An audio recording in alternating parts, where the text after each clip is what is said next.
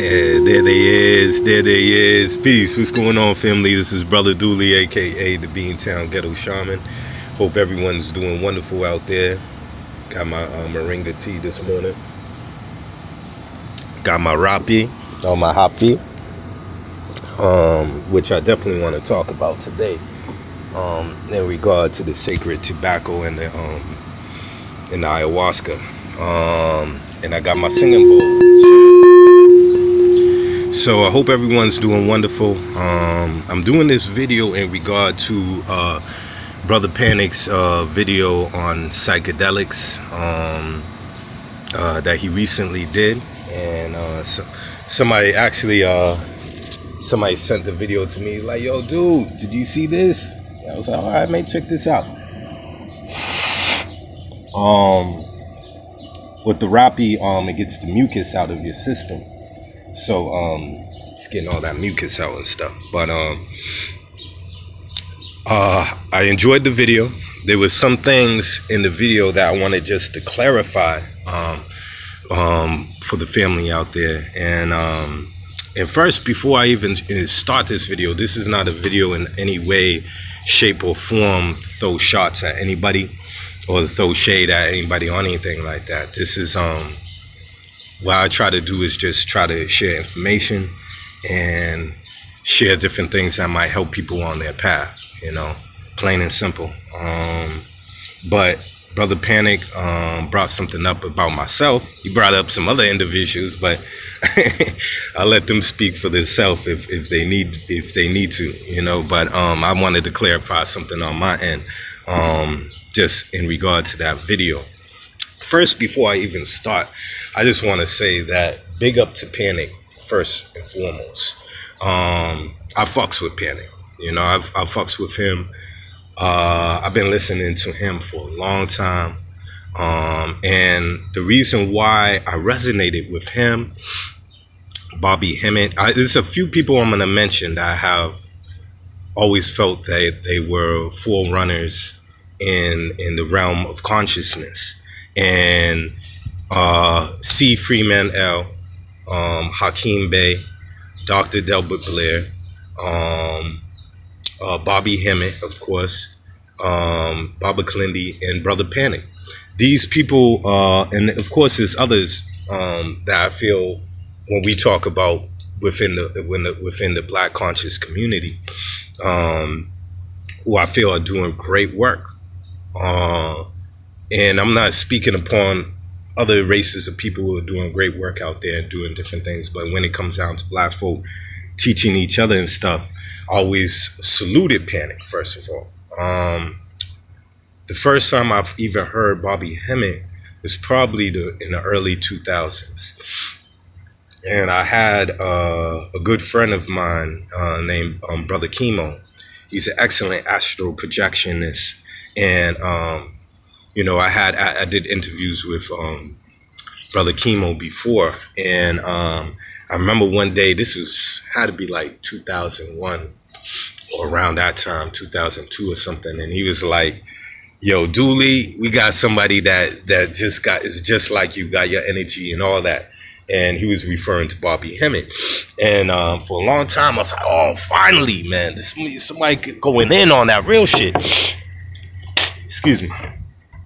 And then eventually I came across Panic, and the reason why I say I have a lot of respect for Panic, and I don't agree with everything the brother says, but the reason why I said that he's essential within this conscious community is because two things, and that's when I was like, okay, he's on point.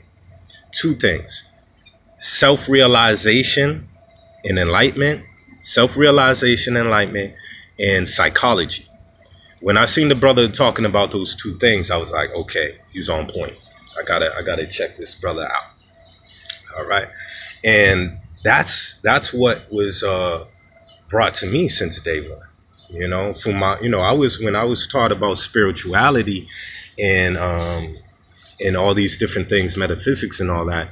This ain't nothing new, you know. This didn't come to me. A lot of these are Johnny come latelys, you know, and all of a sudden we're dealing with the so-called woke, I'm woke, or the conscious community. My father and my mother were my first teachers, you know what I mean? And, I grew up as a youth in the 80s, man, where a lot of this shit, like a lot of people that have been doing this work for a long time will tell you, a lot of this stuff, people will take things for granted, being at a click of a button. Now you could listen to this lecturer or this, or look this little thing up, and all of a sudden now you the guru, now you the shaman, now you the sage or whatever. My father, he taught me since day one, and my mom's, and they taught me since day one about the importance of self-realization, of striving towards enlightenment. All right. So I grew up in this, you know what I mean? And I picked the perfect parents to get the job done during this lifetime. My earliest memory, I remember being in my mother's stomach, and I remember all the time, during school being teased by the youth, by my peers, like, oh, Dooley, you can't remember that. You can't remember being in your mother's stomach. But then, my father had the same experience. He remembered it even more in detail than I did. He remember my grandmother going up the stairs, and she was hemorrhaging, and losing all this blood, and she was having a hard time going up these stairs, and he remembered the whole thing. So I was so glad when my father shared that with me, because I was like, okay, people can have these ancient memories.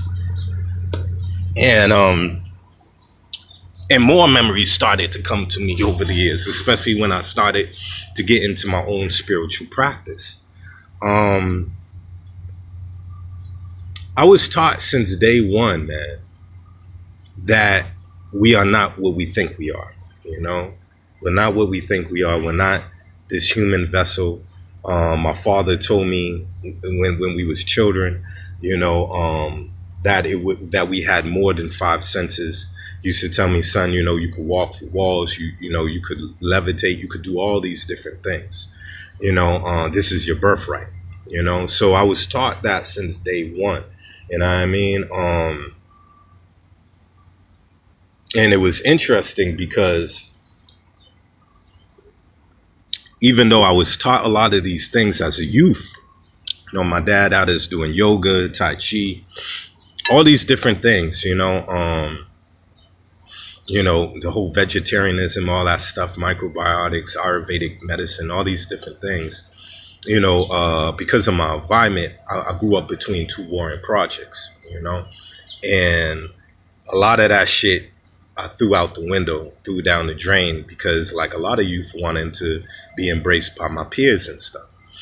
So a long time, a lot of the stuff my parents tried to teach me, I threw down the drain, and it wasn't until years later as a teenager that I started to really get back into my own spiritual journey. And I got into that because of the OGs in my community. You know what I mean? There was a couple of cats I had a lot of high respect for that was getting into 5%. While I had some of my family that would go down to Georgia for the Nuwabians and all that, but I never really per se became a member of or claimed myself as any of these things. I learned from all these different schools, and like I'm continuously trying to learn different things, and I put these things in my spiritual knapsack, and I keep it moving. For the things that work with me, keep it moving. The things that I don't, I drop. I'm gonna fast forward. Never called myself a shaman. People gave me that label. People gave me that label, man, and people gave me that label because I started starting cars on the street with my energy, with the chi energy and stuff, man. And it happened several times, you know, and it's funny, man, because you know, at first when it happened, you know, it's this logical mind that gets in the way and tries to tell you, oh, you know, we can't do this, even though we hear this and stuff. That's why I feel it's so important to experiment, to push the envelope, to do certain things that would deem supernatural or whatever, even though it is natural to ourselves, you know. So the first time, it was a brother on the street that couldn't start his car, you know, and I was with my cousin, my homeboy Ant Dog, and I was like, yo, Ant, we could start this car, bro, let's go help him out. And he was like, Dooley, you crazy, man, we can't start the fucking car, you know what I mean? And I went up to him, I asked him, like, yo, you know, can I help you? You know what I mean? I see you out here stuck doing your thing. And, you know, I visualized, he said, yeah, you can help him. So I visualized mad energy coming from the cosmos, coming down through my crown chakra, going through my hands, and coming into the engine, you know? The car started. The dude was like, he was blowing his horn, couldn't believe it. You know what I mean? He's like, what's going on here? You know? And then I had other opportunities where the same thing occurred. And I started seeing like, wow, okay, you know, AAA should be hiring me. You know what I mean? Forget the tow trucks, you know, Dooley could be the person that daggone get cars going on the street. So there was a lot of things that happened from that where people just started saying, oh, that's the ghetto shaman, you know? And when I was in New York, and when I first met Red Pill, this was it had to be over 10 years now. And I was down about 8 years ago, about 8-9 years ago. And I was like, yeah, I'm the ghetto shaman. He's like, yeah, there's a ghetto shaman here in New York. And I was like, yeah, we all over, you know what I mean? So I started calling myself the Beantown Ghetto Shaman because, you know, I have the New York Shaman. I don't want to be no biter or anything like that. But, you know, this is not about titles. You know, most people that would call themselves a shaman would never call themselves a shaman. Most people that would call themselves a guru would never call themselves a guru, because as you know, this is a journey about really peeling away all the false layers, you know? So a lot of the elders would tell you, you know, appraisal, pleasing me, you know, appraising me, all that, that's not good. That's not going to even help me in a situation. That's just going to build up my ego and my pride, which will have me get in my own way, you know?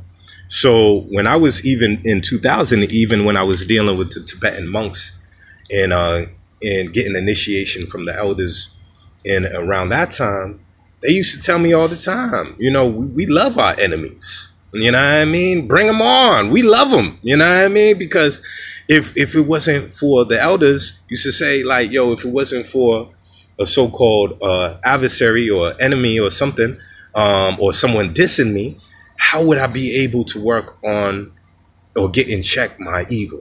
How would I be able to work on my compassion, my patience, my level of forgiveness?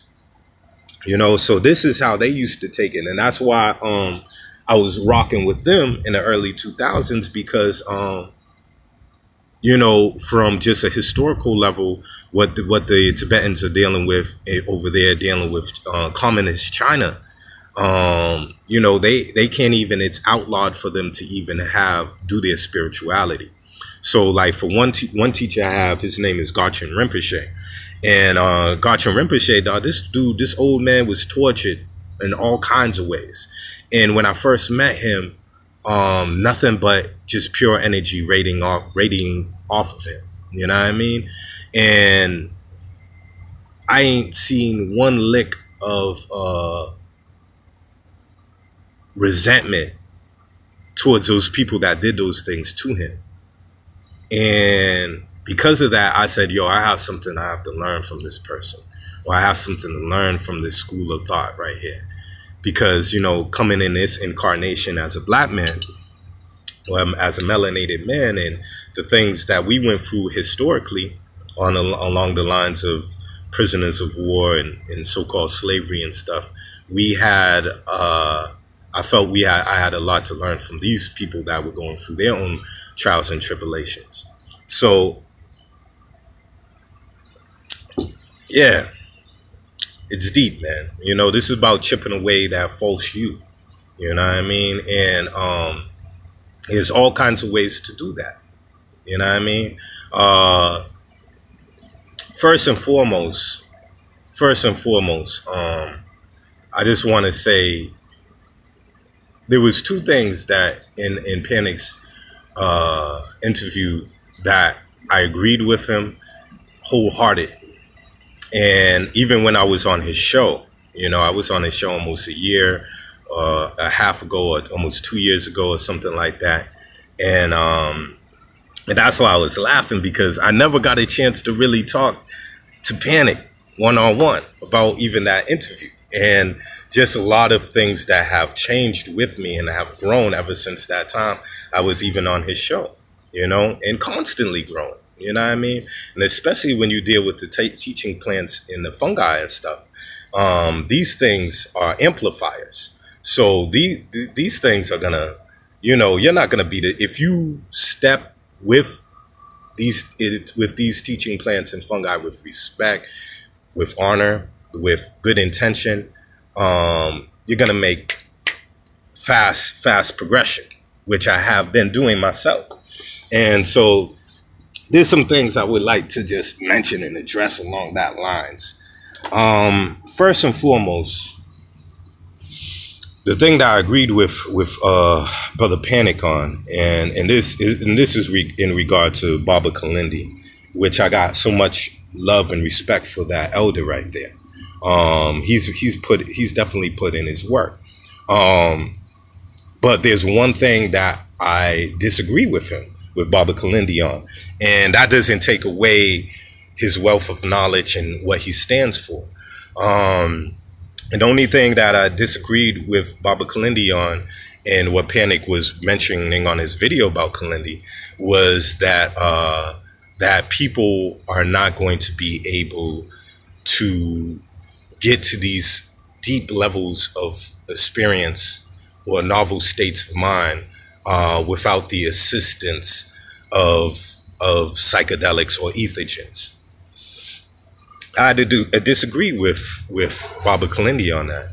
That's the only thing I really disagree with him. And the thing about Kalindi is that he mentions in some of his interviews that, yes, he believes that people could reach these states, but they would probably be had to be very deep individuals, which I totally agree with Kalindi on that.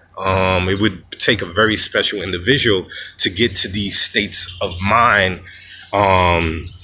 with some of these very high dosage or very deep shamanistic experiences. Now, the reason why, and I agree with Panic on that level, and of saying like, hey, we can do it so-called naturally. And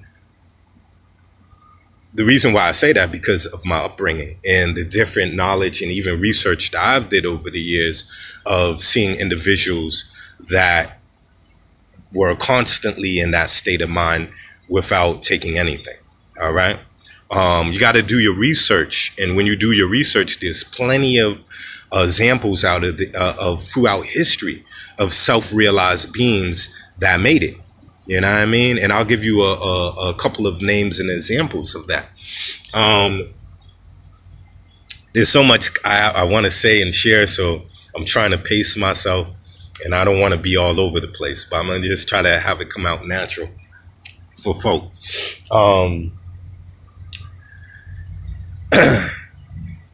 In regards, we'll start off with Timothy Leary and Ram Dass, since in the video Panic was talking about, and Sister Khadijah was talking about Timothy Leary. Now, I have the book that Panic and Khadijah was talking about as well. Both of their books that they was talking about on the video. But this is a very good book, and it definitely talks about the Tibetan Book of the Dead, which I will go into detail because I have a lot of background knowledge with that particular school of thought. in the Bardo and that whole teaching.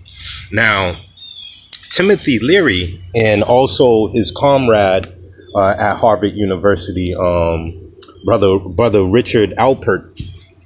Richard Alpert changed his name to Ram Dass around in 1967. All right. Timothy Leary and Professor Richard, they both were professors at Harvard. All right, dealing with psychology.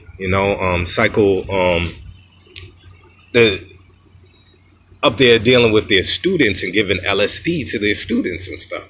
They eventually got kicked out of Harvard for them giving out LSD and their whole daggone theories that they was giving to their students and stuff. All right. Timothy Leary, till his death, sticked with the psychedelic path. He had a famous saying, tune in, turn out, turn out, tune in and turn out, something like that, I forget. But he went all the way with it to his death. All right. Richard, on the other hand, Richard Alpert, on the other hand, had a different place where he went in regard to his own evolution and spiritual progression. Richard went to India around 1967, and he met this guru, and the guru's name is how you say his name? Maharaji, also known as Neem Baba. You know what I mean? He was a devotee of Hanuman. All right. When Professor Richard, when he came to India, he got his mind blown by this yogi. All right. He got his mind blown by this yogi. All right. Maharaji not only knew everything about Professor Richard, he was up there telling his whole life to him, straight up. Knew. I think his mother was sick and stuff too. Everything was saying everything, blowing his mind right there. First of all, so this guy Richard was like, it's like, how did this guy know all this about me? You know what I mean? Like, how does this guy know this? And he was just blowing his mind on top of that. And then the yogi was like, what's that in your bag? So, he said, what do you mean, what's in my, what, this right here, this, he said, this is LSD. All right. So Richard, had a whole bag of LSD. All right. This dude was packing, with the acid, what I mean? And, Richard Alpert was like, he had, that was his thing. Timothy Leary and them, they was dropping acid, doing their thing, right? This yogi took the whole daggone bag, ate it all, right? And looked at him like, yeah, is that it? You know what I mean? It's like, is this the big deal that y'all making about? So Maharaji took the whole bag of LSD and it had not one effect on him. All right. That's what you call a master. All right. When you're a master, you master all realms. You know what I mean? You master this third dimension. You know what I mean? And from that experience, what happened to Professor Richard is that he changed his name to Ram Dass. And he gave up LSD. He actually gave up all a so-called type of drugs or whatever. All right? And he devoted the rest of his life, well, he's still alive.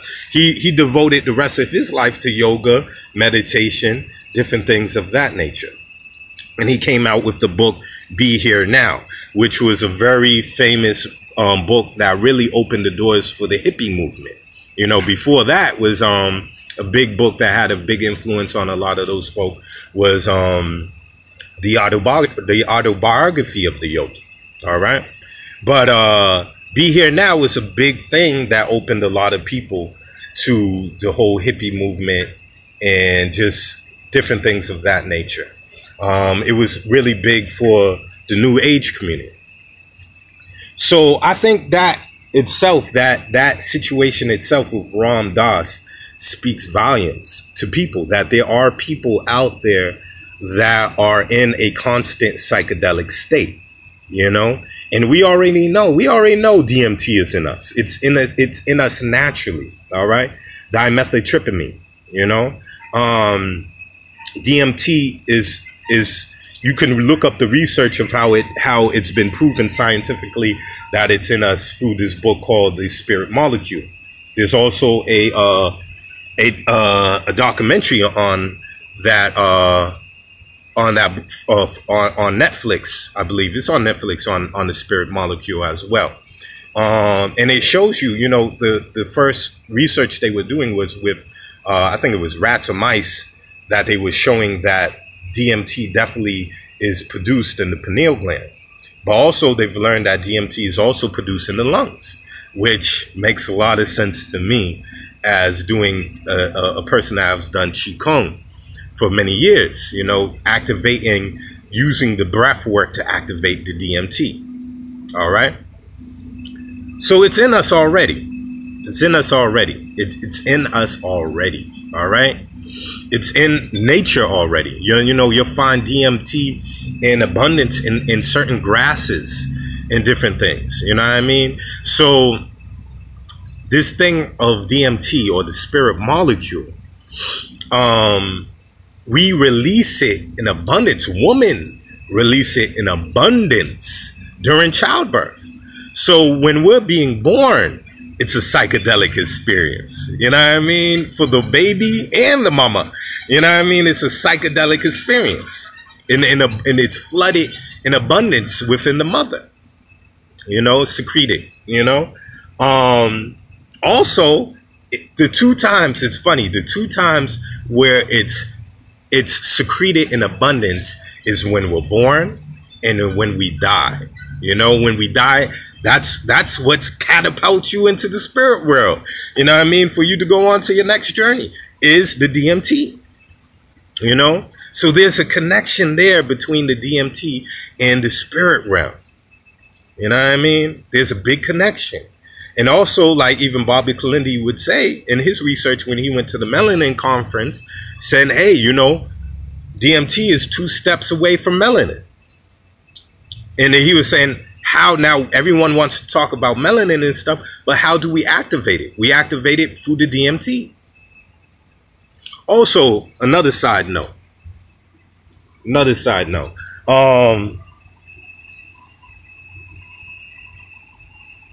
DMT can be used naturally in what they call dark room therapy. Dark room therapy. Even when my studies with the Tibetan monks and all that back in the early 2000s, they talked a lot. They would always be doing these dark room retreats, you know, and they would do it 21 days, sometimes 49 days representing the 49-day journey of the soul going through the bottle. And I'm going to talk about that.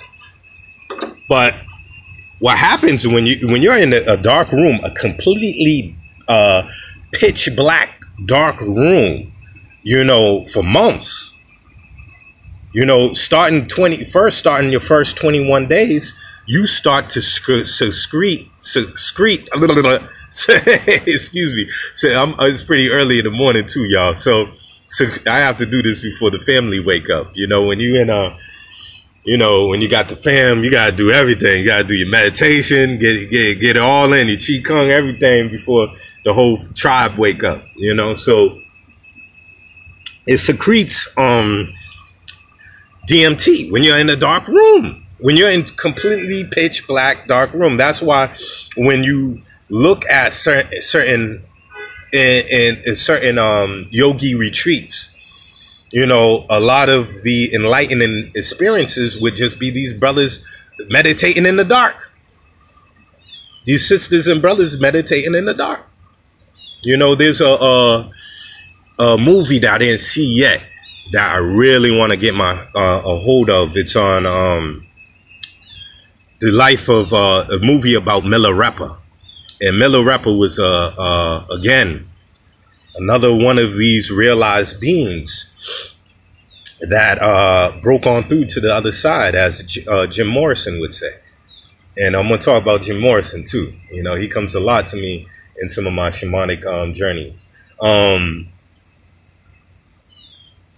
But yeah, in the movie they show, I seen a clip of the movie where Milarepa was in this sealed off little cave thing, and this motherfucker, they seen all this light come out of the thing. They realized that he had his enlightening experience, but he was in the dark for a minute, you know. And Milarepa's deep, man. Milarepa, he was a killer, you know. For some reason, I always gravitated to the knuckleheads, to the ones that were wild and got their life together, you know what I mean? So Milarepa, if you ever look up the life of Milarepa, very deep dude. He was like, he was what you would call one of the Mahasiddhas. The Mahasiddhas are what you call the crazy wisdom teachers or the crazy wisdom masters. You know what I mean? These dudes were no joke. If you look up Milarepa, look up Talopa, Naropa, these dudes were no joke. Talopa and Naropa, these were Dravidians. These were the ancient blacks of India. Now, they were crazy wisdom masters, meaning that they went beyond the veil of so-called good and evil. And they were known to chip at your ego. They would do certain things purposely to rile up people who thought they were conscious. All right? So these niggas would literally, like Talopa, when one of his main students was Naropa. Naropa was a very learned individual. He's like you could say, oh, I know this book back and forth. I know all the sutras, all the different things. And when he met Talopa, Talopa was telling Naropa, man, that ain't shit. That's all book knowledge. That's all head knowledge. You don't know a goddamn thing. When he first encountered Naropa, he took all his books and threw it in the lake, which pissed the hell off of Naropa. But Talopa was known to be around the community, drinking his wine. He had a big old, always stayed with a big old jug, you know, would have the prostitutes aside on one arm and in the other arm. And so-called spiritual people in his community would always demonize him. They'd be like, oh, Talopa ain't enlightened. He ain't a realized yogi. You know what I mean? Look at him. You know what I mean? He up there drinking wine and chilling with the local prostitutes, and he ain't nothing. He ain't nothing but a fraud. He ain't nothing but a charlatan. You know what I mean? But he would do these things purposely to mess with people, to chip at what we think is spiritual. Okay? Because the dude would do things like he would fuck with Naropa. He's like, yo, listen, I'm about to make the sun stand still for a minute. I'm about to mess with y'all. Then he's like, this dude would drink gallons of wine and be like, listen, man, this is all an illusion. You know what I mean? I'm not even drinking wine. Y'all think I'm drinking wine. This ain't even, you know, same thing what Maharaji did with Ram Dass. Like, what is this? LSD? Okay, I'm going to eat the whole thing. And, you know, what? Now what? You know what I mean? So, the crazy wisdom masters, they would use their so-called vices, or the Mahasiddhas would use their so-called vices as a tool for enlightenment. So I had one book on the Mahasiddhas. They were talking about the dude, the gluttonous, the dude that used his gluttony for enlightenment, the guy that used his lust for enlightenment. They didn't try to run from what they was dealing with. They used what they was dealing with as fuel for their enlightenment or their self-realization. The crazy wisdom masters. Now, the crazy wisdom path is not for everyone. You know, I try to give this information to a brother a long time ago, and the dude went crazy. You know what I mean? Because he wasn't ready. You can't fuck around with this shit and not totally kill your ego. Because when they say going beyond good and bad and all that stuff, and you're not ready and you're still attached to certain things, you could go crazy. And I'm going to talk a little more about that, you know?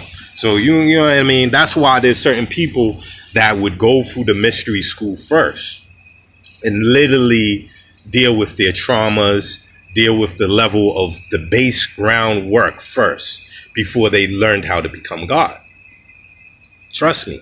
You know, when I teach some of my Reiki classes and stuff, I talk about that all the time, how important it is to deal with your trauma first, you know, and we're going to talk about that even on a psychedelic level, how that's very good. I encourage people to take the combo first, you know, before you start jumping into the heavy shit, you know. So when I talk about my classes, I give an example of 2 examples that I like to give in regard to that. And the example would be the animation Akira, Akira.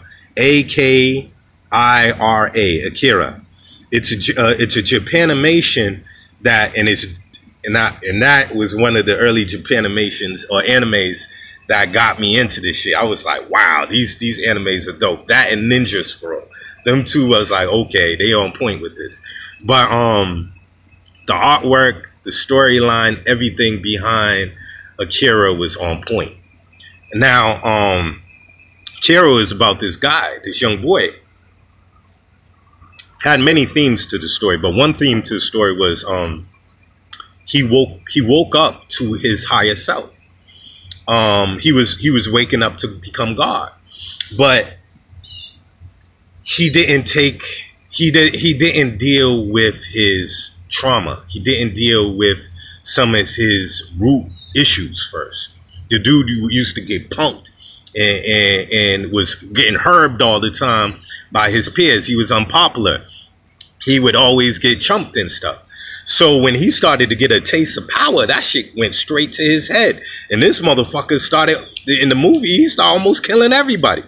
You know, so that was, I used to always say that's an example of like, yo, you know, work on the trauma, work on certain things before you start embracing your power, because it will go to your head. The same thing, I give example all the time with the autobiography of the yogi, with Yogananda. There's a chapter, that whole book is dope, but there's one chapter in that book where it's one particular fella who he opens up, he wakens up to certain psychic abilities, and in India they call them siddhis, S-I-D-D-H-I. He tapped in the siddhi of being able to manifest food and certain things from the astral realm. All right, so he would be able to manifest food from the astral realm, and he would also have the ability to manifest fancy silverware or whatever, you know, golden plates and forks and shit. But the plates and the forks and all that, he wouldn't be able to sustain the frequency of pulling that down. Eventually it would disappear and go back from where it was at. But he had another ability that he could touch something in the physical, and he could touch something and it would be able to dematerialize and rematerialize on his person. So this dude would go to the he was robbing the jewelry stores, right? So this dude, he would go to the jewelry store and be like, you know, they see that ring. So like, they put that on. You know what I mean? You know what? Matter of fact, that doesn't fit me. It don't look good on me. I'm good. May see that necklace. You know what? It's too much tight around me. I'm good. You know, he'd touch everything, putting his psychic imprint on it, right? Then he would leave the jewelry store. Next thing he knows, all the stuff he touched literally would disappear and reappear on him. The Indian police was in an uproar because they was like, yo, we got a master thief at hand. And there's no evidence, no witnesses to see how this jewelry is just being stolen. So word got out to his guru. It's like, yo, your student over here, dog, he's running with the information you gave him, and he's going buck wild with that shit. So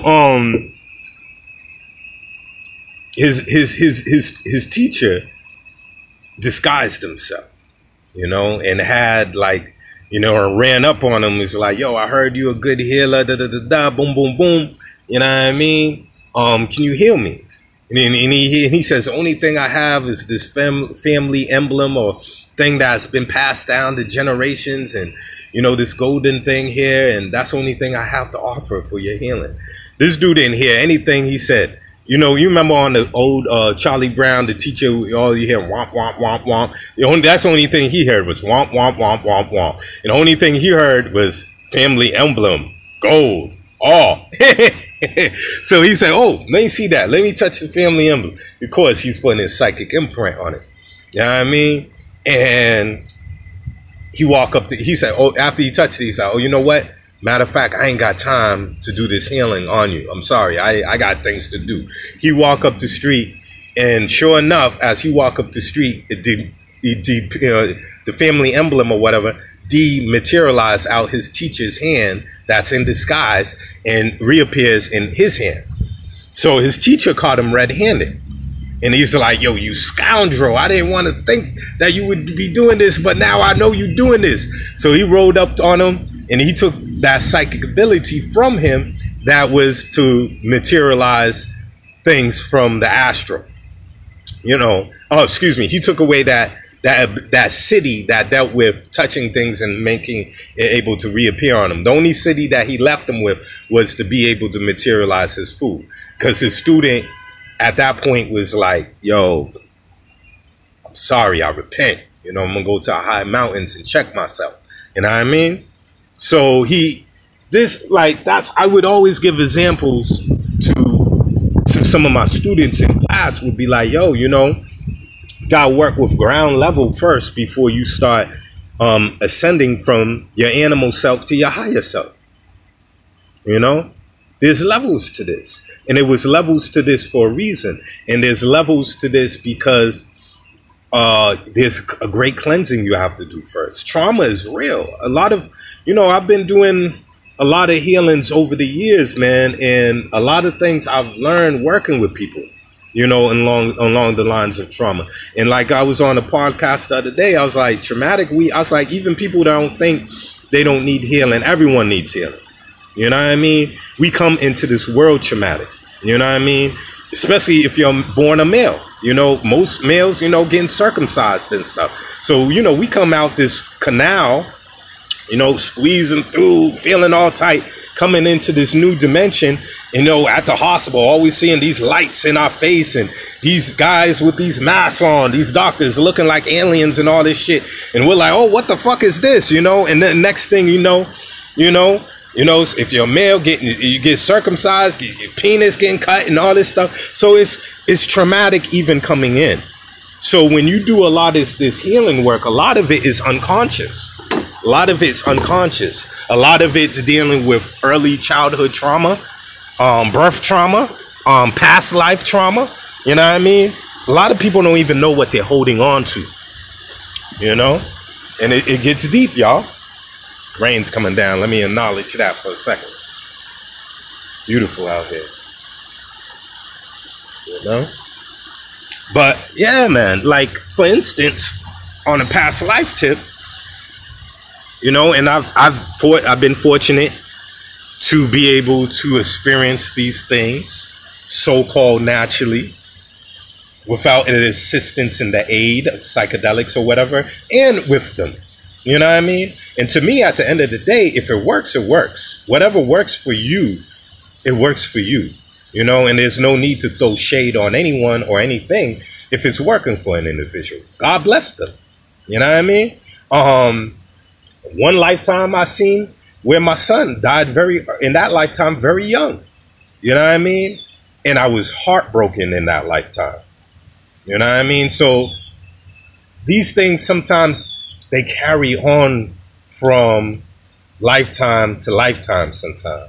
You know, I don't know if y'all seen that video of the young man. It was talking about, I think the cases of reincarnation are the most interesting are the ones with the children. Because when you look at children, they don't have no axe to grind. They don't have no agenda. They're not holding on to this idea that I'm the teacher or I'm the, you know, They don't care about none of that shit. They're innocent in many ways. So I remember it was this video of this young boy, and he was saying how his reincarnation, how his last reincarnation, how he got murdered. And there was something, a part of him, even in this lifetime, where he wanted to rectify that. You know? And I forgot how old the boy was. It might have been 5 or 6, like that, something like that. And he kept on saying these things, and the things that he was saying were very strange to his parents. They was like, why is he saying this? Maybe we should look into this. Maybe this stuff isn't make-believe, you know? And they actually went to the town. The boy described where he lived in his last lifetime, even the house. And you should see the documentary. When the boy got to the house, you could see his whole energy changed. You know, he became extremely sad because he started to realize that his former family, they weren't there anymore. You know, some of them died, some of them, he couldn't find them. So his last family that he was with, he felt, you could see the boy got sad. Then the boy literally went to the place where he got murdered, where he got buried. You know what I mean? So he went, he said, this is the place. They called the police. They motherfucking digged up the spot where he was at, and they seen, damn, his bones, his body there, his previous life there, buried there. Then he knew where the killer lived. So then he went to they went to with the local police, and he went to the daggone house, and he said, yo, you know, this is you killed me last lifetime. And I showed the police where my last body was buried. And you should have seen the killer. The guy totally his face went red, everything. And the guy confessed right there because he was like, yo, this is crazy. So we carry things. You know, we carry trauma. And then, you know, a lot of this stuff is so, oh man, this stuff, it gets real, yo. You know, and a lot of this stuff is just groundwork. You know what I mean? I realize with even doing a lot of the past life work, where I realized that I've been doing this work for several lifetimes. You know, I looked and I'm like, well, goddamn, okay. There was one experience where I did take the mushrooms at this particular time, and now on that journey was amazing. You know what I mean? I was able to see 3 lifetimes, past lifetimes during that night. And seeing one lifetime was an Asian man teaching spirituality and daggone martial arts in that lifetime. Another lifetime, a so-called Native American man doing the same type of work. So I was like, okay, we continue with this type of stuff, you know? And I'm going to tell you a little more about some of my later experiences, which let me know without a doubt, like, okay, how did I even know this information when I haven't studied this? It's all in us. You know, that same night I was at this is a beautiful nature place, and I remember I brought Aziel Bey here. You know, he's a good botanist, you know, and I used to bring him down to Boston every summer, you know, to do nature walks around springtime and stuff. And it's a beautiful place where I did this ceremony. And I remember that same day, that night, Spirit said, eat the dirt. And again, we're always battling this logical and, you know, this left and right side of your brain is going back and forth, always. The logical is like, hey, that's not logical. But yet that right side is telling you, go on in and do it. Go beyond the logic. So I was like, eat the dirt. I was like, yeah, eat the dirt. Heard this voice say, eat the dirt. I was like, okay, I'm gonna eat the dirt. I'm gonna eat it, see what happens. You know what I mean? I eat the fucking dirt. I started eating the dirt. I get a flood of information on that particular land. Crazy. All these animals started coming to me, started telling me, telepathically saying stuff, and like got the whole map out of the history of that land. It was profound, you know? So this stuff is real, it's deep. My thing is this, is that Yes. Can people get to these states of mind without the assistance of teaching plants and fungi? There's evidence out there to show that these things can happen without them. All right. But yet, as at the same token, if you look at it, and this is where I used to always get into beefs with certain people, not necessarily beefs. Fuck all that. I don't care what people do. People are gonna do what they do anyway. But at the same time, on a conversation level, when you're looking at a spiritual experience, you're tapping into DMT anyways, right? You're tapping into the spirit molecule anyways. When you look at, if you're not taking any so-called ethogen or psychedelic, and you're going deep within, you're releasing that psychoactive compound in yourself anyway. You know what I mean? If you had scientific equipment to measure what's going on inside your body as you're meditating, you'll see that you're secreting this psychoactive compound already. You don't secrete it in abundance that you might get with taking a mushroom or ayahuasca or iboga or a bufo or any of these things, but we're still secreting it. You can't get around it. It's still there. So the thing is, if it's in us already, and we already know that it has a connection to our spirituality, what's the beef? There is no beef. You know, I think the only thing which I agree with Panic on this and other people on is that you can't become codependent on anything. I'm not a dogmatic person, never have been. That's why I had always a hard time joining groups. Or, you know, when my brothers were Nubians, you know, I would study the books and stuff and, you know, of Dr. York, and there was a lot of things that I learned from, you know, them brothers. And I tip my hat to anybody that can give me information to help me learn, to progress and better myself. But I never had a calling to be like, okay, now I'm a 5%er, or now I'm a Nation of Islam or whatever. Because when I felt you jump into these categories, now you have limited yourself, because now you feel this is the best school of thought. Now this is the place that has all the answers. You know, I remember I was with a particular school of thought back in the day, and these niggas is deep. These guys was on point. They were dealing with some very high science. And I remember when I even started studying with them motherfuckers did initiation like, listen, you say any of this stuff we're teaching to y'all, we're going to cut your tongue out, straight out. You know, they was on some real secret society shit. And they started us off with telekinesis, moving shit with our mind. You know what I mean? And I remember one day, one of my teachers back in the day, I knew these guys was on point because I had I had a remote viewing or astral body. No, it was a more remote viewing experience at that moment, and I didn't mean to do it. It just happened.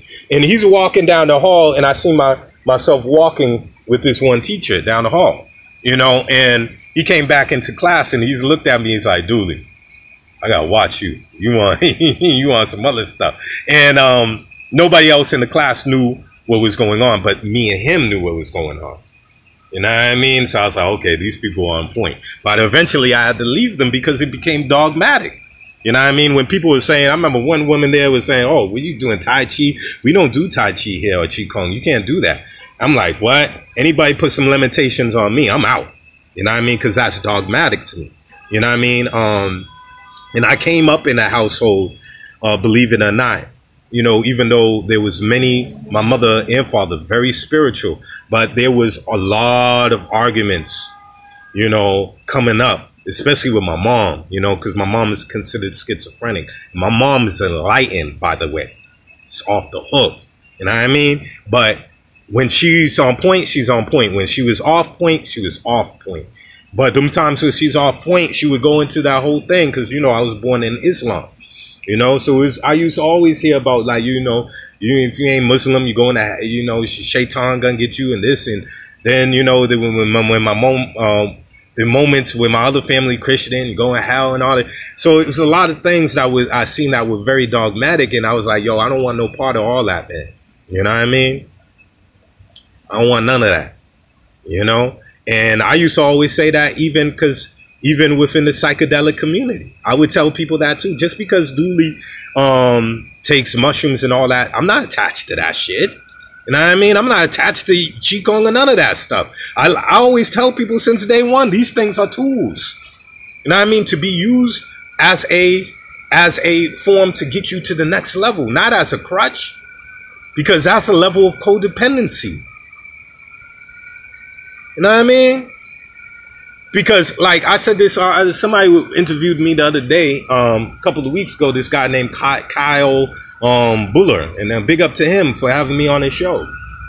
And I said that to him. I was like, one of the problems in the psychedelic community is, like, if it was meant for the whole world to be enlightened off of the magic pill, then the whole world would be enlightened right now.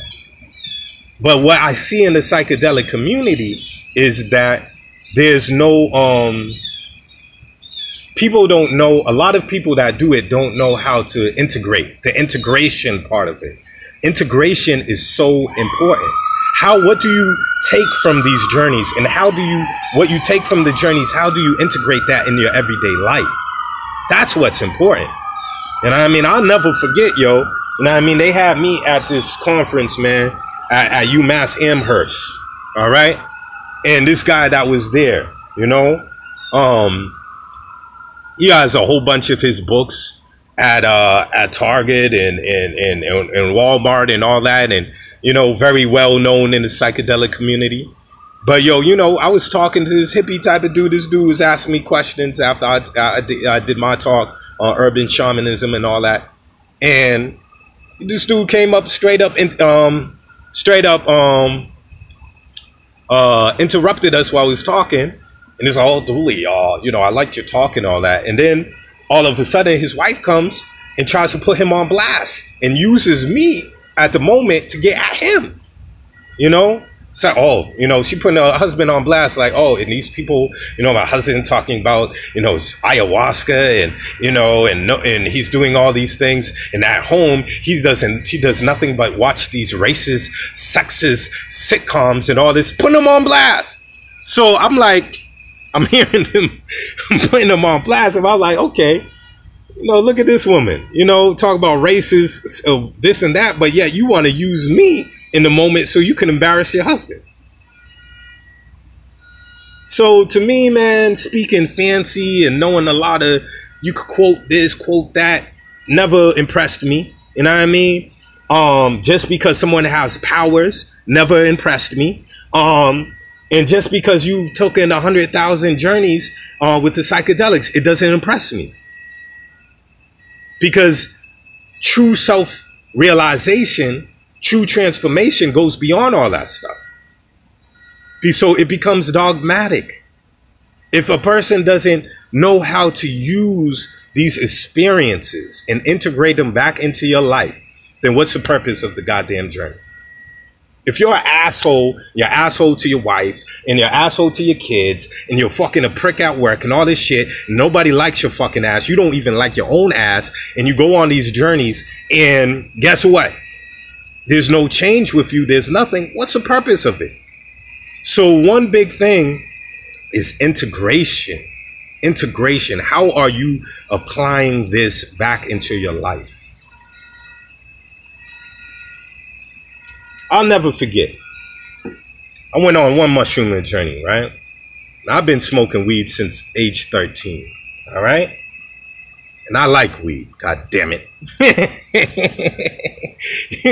You know, and you know what was interesting is that for a long time I was smoking with Fonto leaves. For anybody in the hood, we know Fonto leaves, blunts, all that. We already know. If y'all don't know already, you know, wash them shits, man. You know what I mean? They spraying fiberglass on them Fonto leaves and all that. They cutting up your throat, yo. You know what I mean? As you smoking. Wash them shits, man. Serious, yo. If y'all gonna use a fonto or use tobacco or whatever, you make sure you boil that goddamn tobacco down. We're gonna talk about tobacco too, since Panic brought it up in his video.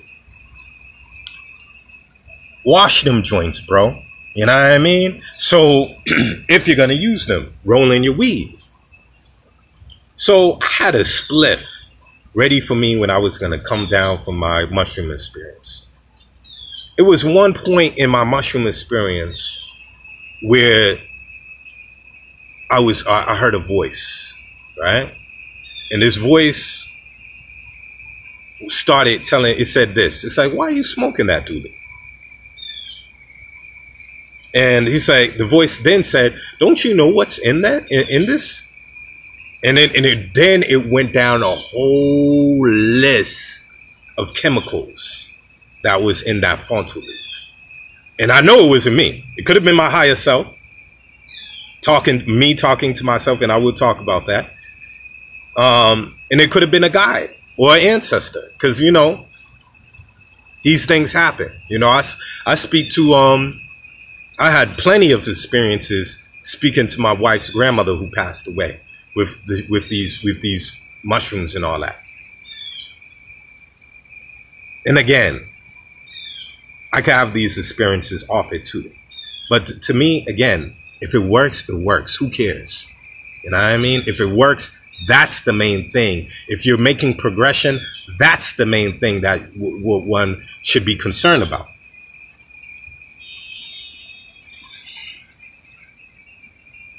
But it went down a whole list. Chemicals that I couldn't even pronounce myself. You know what I mean? I'm like, what? I don't even know how to pronounce that. You know what I mean? So it went down a whole list. It says, don't you know we got this, and this, and blah, blah, blah, blah. Yo, when I came down from my experience, I had my spliff there, about to smoke my spliff. I couldn't smoke it, bro. Even if I wanted to, I could not smoke that shit. As soon as I lit it up, I was like, I was like, yo, this shit is nasty as shit.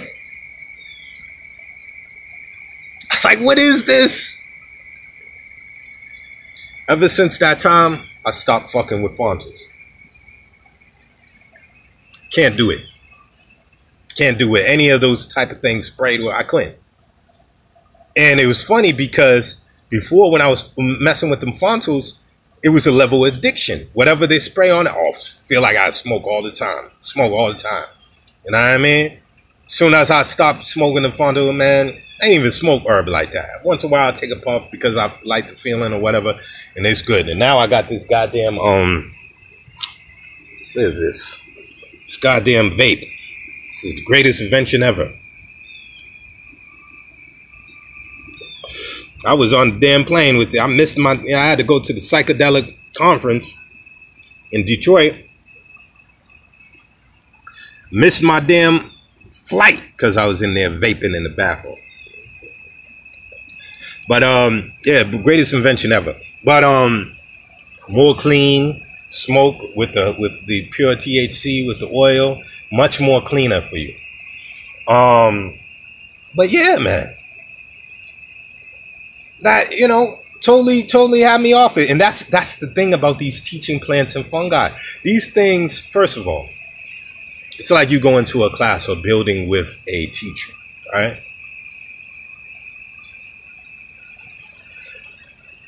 They have their own curriculum. They have their own knowledge, different things they can impart and share with you. These teaching plants and fungi, they have their own consciousness to them.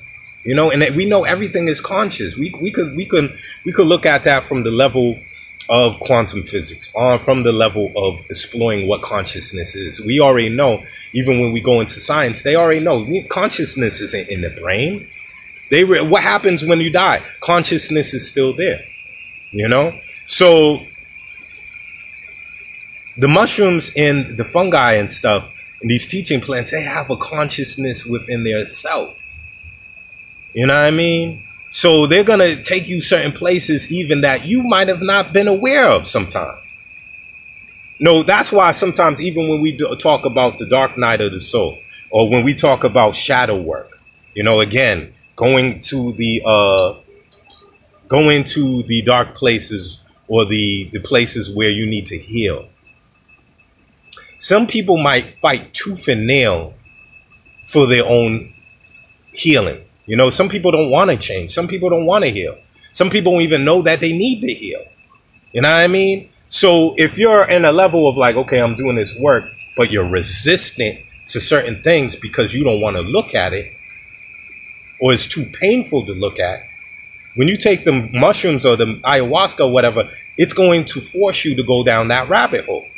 And when you're on that ride, you can't get off. You're going to go on there if you like it or not, and you're going to explore that. Especially if you're dealing with higher dosages. You're going to explore that. And sometimes, and that's why when I talk to people in the so-called conscious community, and I was like, yo, man, let's go on a journey, yo. Let's go on a mushroom journey, whatever. Nah, man. Nah, I ain't going to deal with that, bro. Nah, I can't deal with that, Dooley, because I don't know what might come up for me. Then what you're telling me, my friend, essentially, is that you're scared of yourself. You're telling me that you don't trust your own inner process.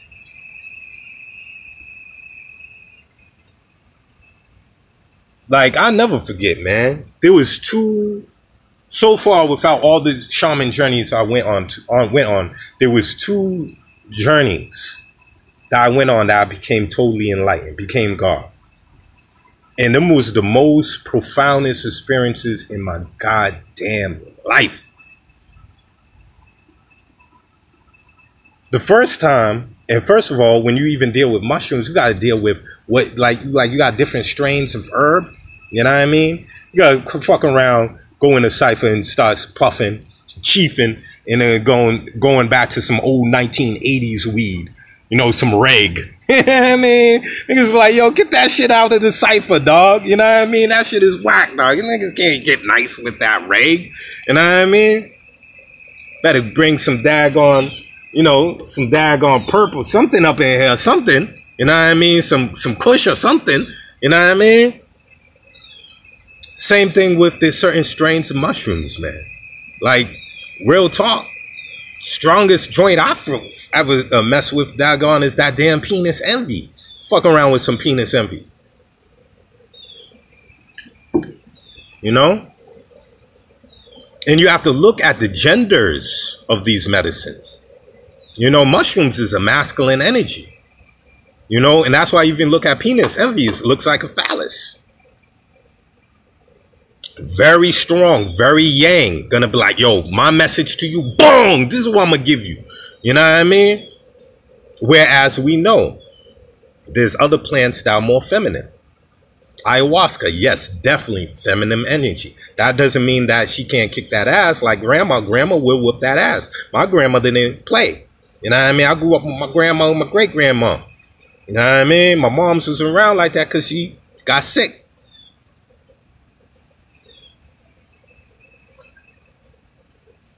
Hey, peace.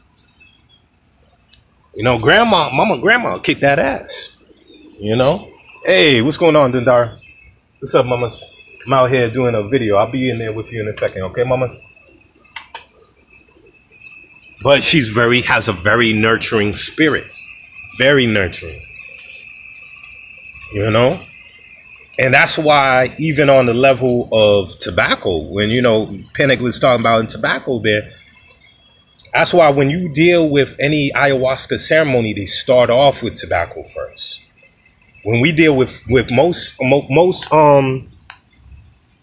from, like, for instance, in Peru, the Shipibo people, the Shipibo tradition, you know, I brought many different shamans up here to Boston because I wanted people to experience the traditional way and also to experience making your own ritual too. You know?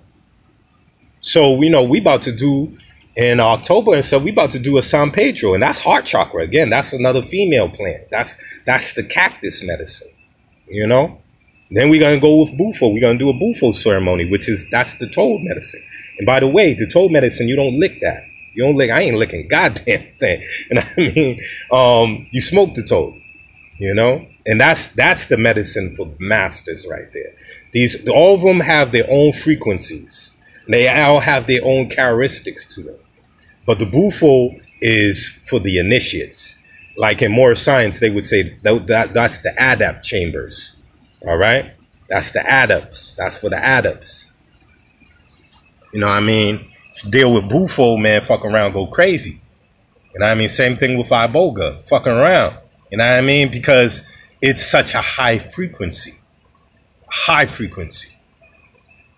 That's why when you look at most videos of people with the bufo, they screaming or hollering, looking like they possessed, man, because they trying to hold on what little thing they know about their so-called identity. They're trying to hold on the last bit of what they identify themselves with.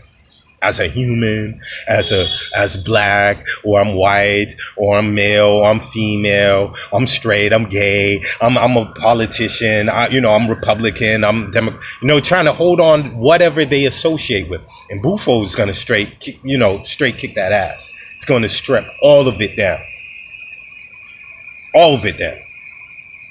That's why most people have a hardest time. They screaming, hollering because they don't know how to let go and learn how to dissolve into the all. Straight up.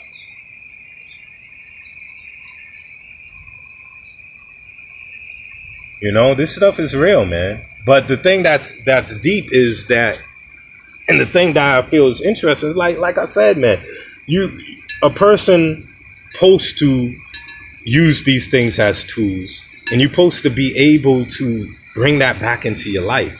Like my father, like I said, he'll be real quick. He's like, yo, you don't need nothing outside you to become God, to become one with the all. My father will tell you real quick. My father, when he went to Sudan and Pakistan, he met one of these Sufi masters that he looked in the brother's eyes. And the brother was so deep, he took my father through the universe, just looking in the brother's eyes. And that's why I even know Khadija was on point, Panic's a divine partner, when she was saying make that a figure 8 movement. My mom used to teach us that shit when we was kids. This is what they do in Zikr with the Sufi order, the Sufi mystic order. They would do that figure 8 rotate with their what they call Zikr, with their chant, and their chant, the favorite chant with the Sufis, La ilaha illallahu. Is nothing but God. That's it. Allah exists. That's the only thing that exists. Everything else is illusion. That's what I seen with the bufo. Ain't nothing but just God. That's it. Having a dream. He's having she, it, whatever you want to call it, having the cosmic dream. Playing all the parts, the good, the bad, the evil, all that, the indifferent, all that.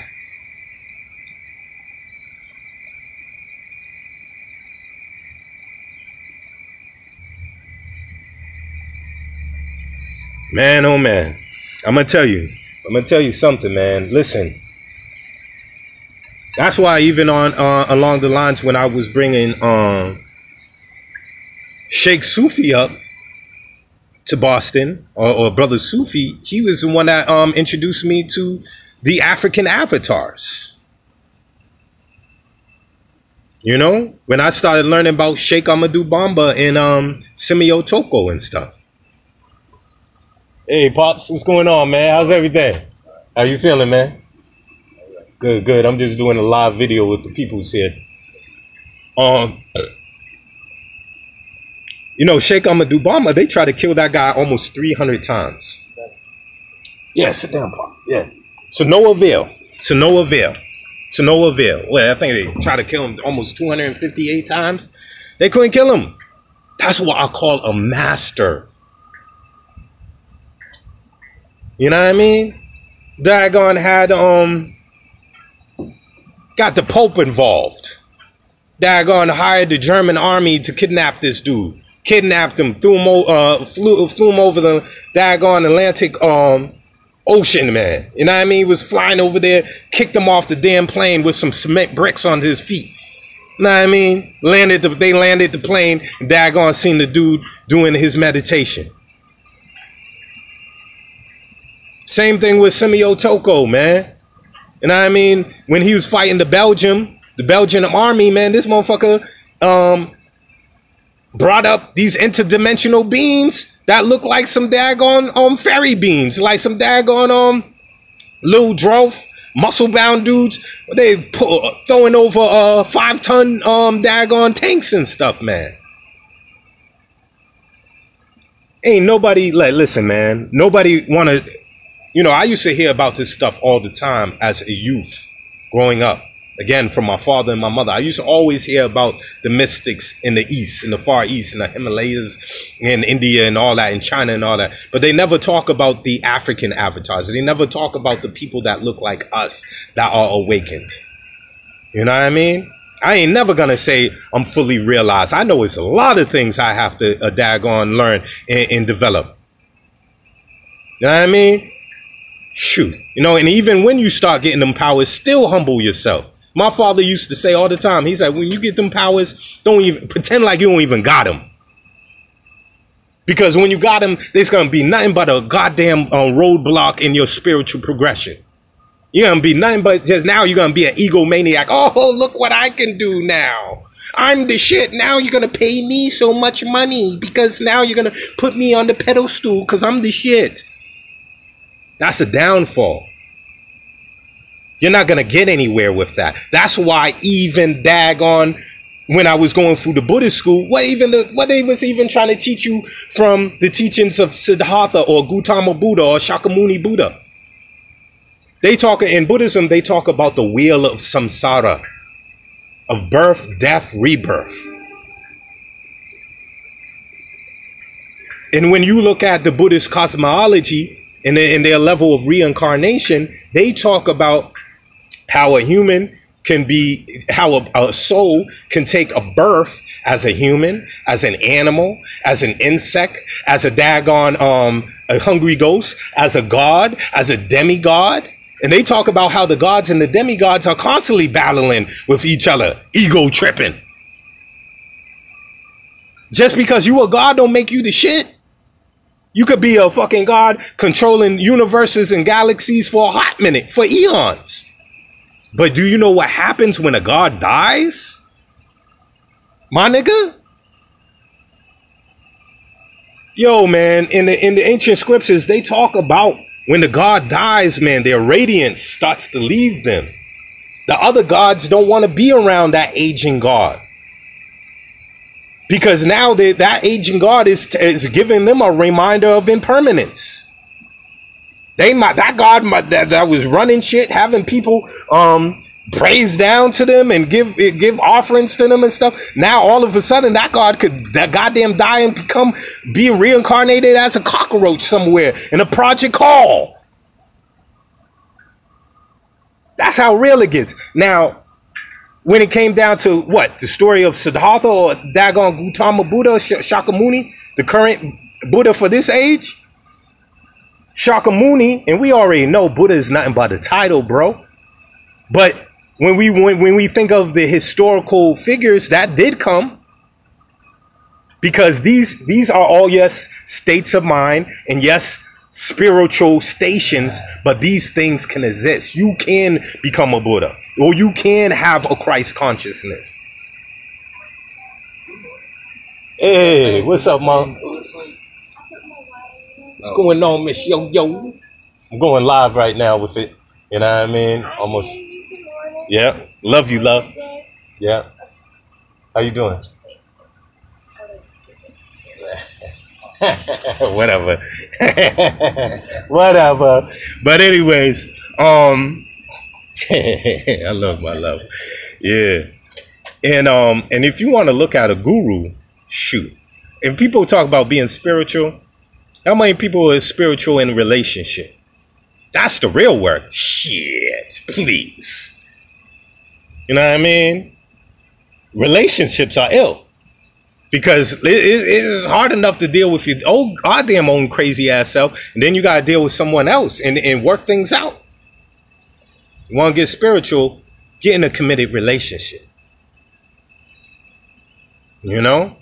But like I was saying that like Shakyamuni Buddha, or he had the celestial, when he looked at his enlightenment, he had the celestial beings or the daggone gods come to his dimension And like, listen, we have something to learn from you, bro. Because obviously we still stuck on this wheel of karma. We still stuck on the realm of samsara. Obviously you got out the hologram of the matrix. We got something to learn.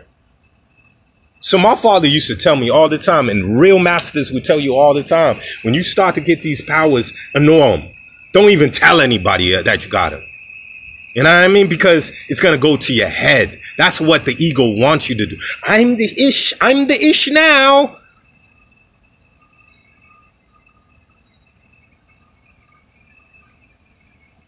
There's a dude, man. I got his book in my library there. Dude's ill. He's a Qigong practitioner.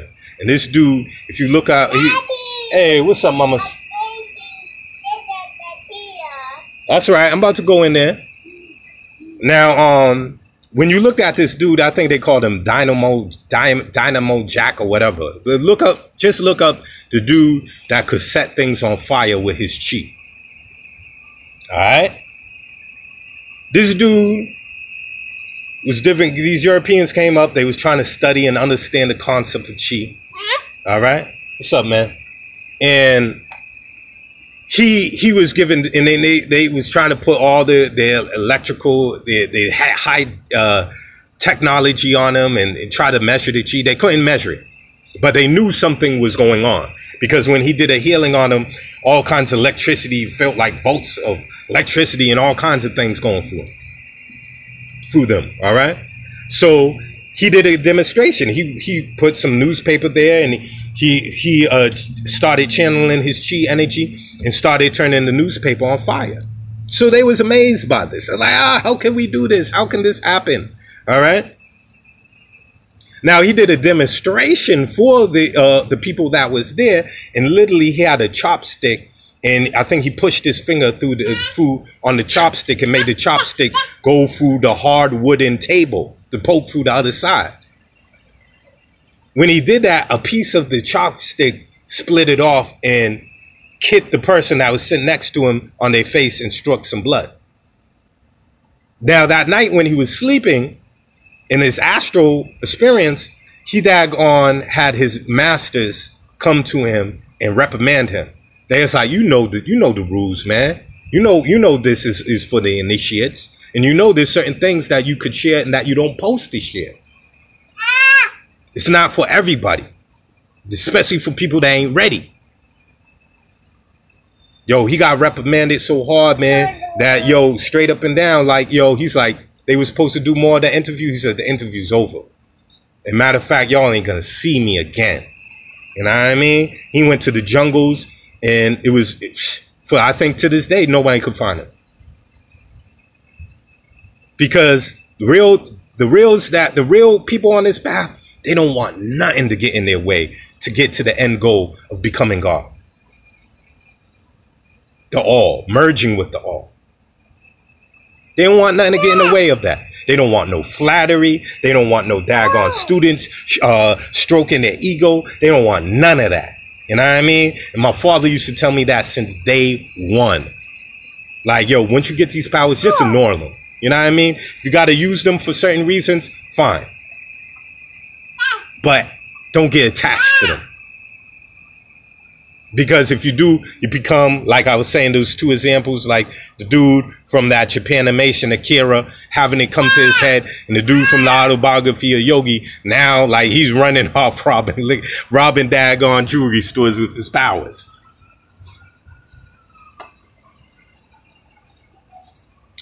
There's something else Panic said that I was like, yeah, this dude's on point. My mother said the same thing this nigga said. Thank you. My mother said to me one day, I'm just trying to learn how to be nothing. And you have to understand, my mother is a high master. All right? Truth be told. You know what I mean? Like I said, there's a video that people need to do about the connection of shamanism and schizophrenia. My father and my mother, and may bring that right back to you, because I don't want y'all to have that go right over your head. My mother told me that she's trying to be nothing. She was striving to be nothing. I remember when Brother Sufi came up. She was up there straight up breaking the whole. I had to tell my mom, please let Brother Sufi teach yo. She was up in there dropping jewels. And Brother Sufi's like, who is your mother? Who is it? She's like, yo, who is this woman? You know? And this is what's going to go into me even saying what Panic's saying about the whole fear thing of me even talking on his show about what I experienced with my mom. And he was totally right. I'm not like, listen, you're going to go in. See, I didn't, on Panic's show, I didn't have to. And first of all, it was an honor to be on his show. You know what I mean? Again, it's like you looking up to someone and then seeing like, now it's like you looking up to, like, for instance, Michael Jordan, whatever, and then you automatically got a chance to sit on the court or play with MJ, whatever. So it was an honor for me. I'm like, what? Y'all want me on this show? My crusty ass? You know what I mean? Okay, cool. Thank you. That's an honor. You know what I mean? But I shared something personal on the show, and I feel the show was dope. But there was one thing on the show which Panic even talked about on a thing there. He's like, how Dooley's gonna say he's spiritual and then he's gonna get paralyzed, attacked and stuff. I shared something personal on his show, and I didn't have to share that, but I shared it for a reason. My mom, first of all, my mom and my dad used to tell me again, doing the groundwork first. There was something called spontaneous phenomena in the 1960s called spontaneous Kundalini awakening. All right? Spontaneous Kundalini awakening. And a lot of that shit was happening with a lot of these Kundalini yoga teachers that were bringing certain people to high levels of awareness and frequencies, and they weren't ready. They didn't do the groundwork. That's dirty, Dendara. Don't put that on there, okay? Go get something to put on yourself if you're cold out here. If you want to chill out here with me, all right? Okay. Yeah.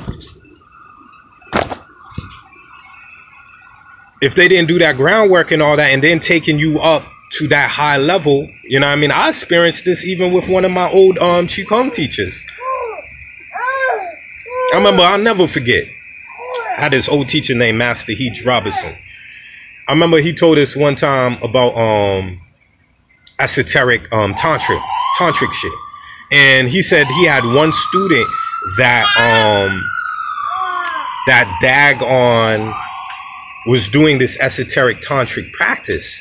And the teacher that taught him incorrectly of how to channel the energy going through his meridian system. It jammed the dude up to the point that his erection couldn't go down. He was trying to do some esoteric tantric shit.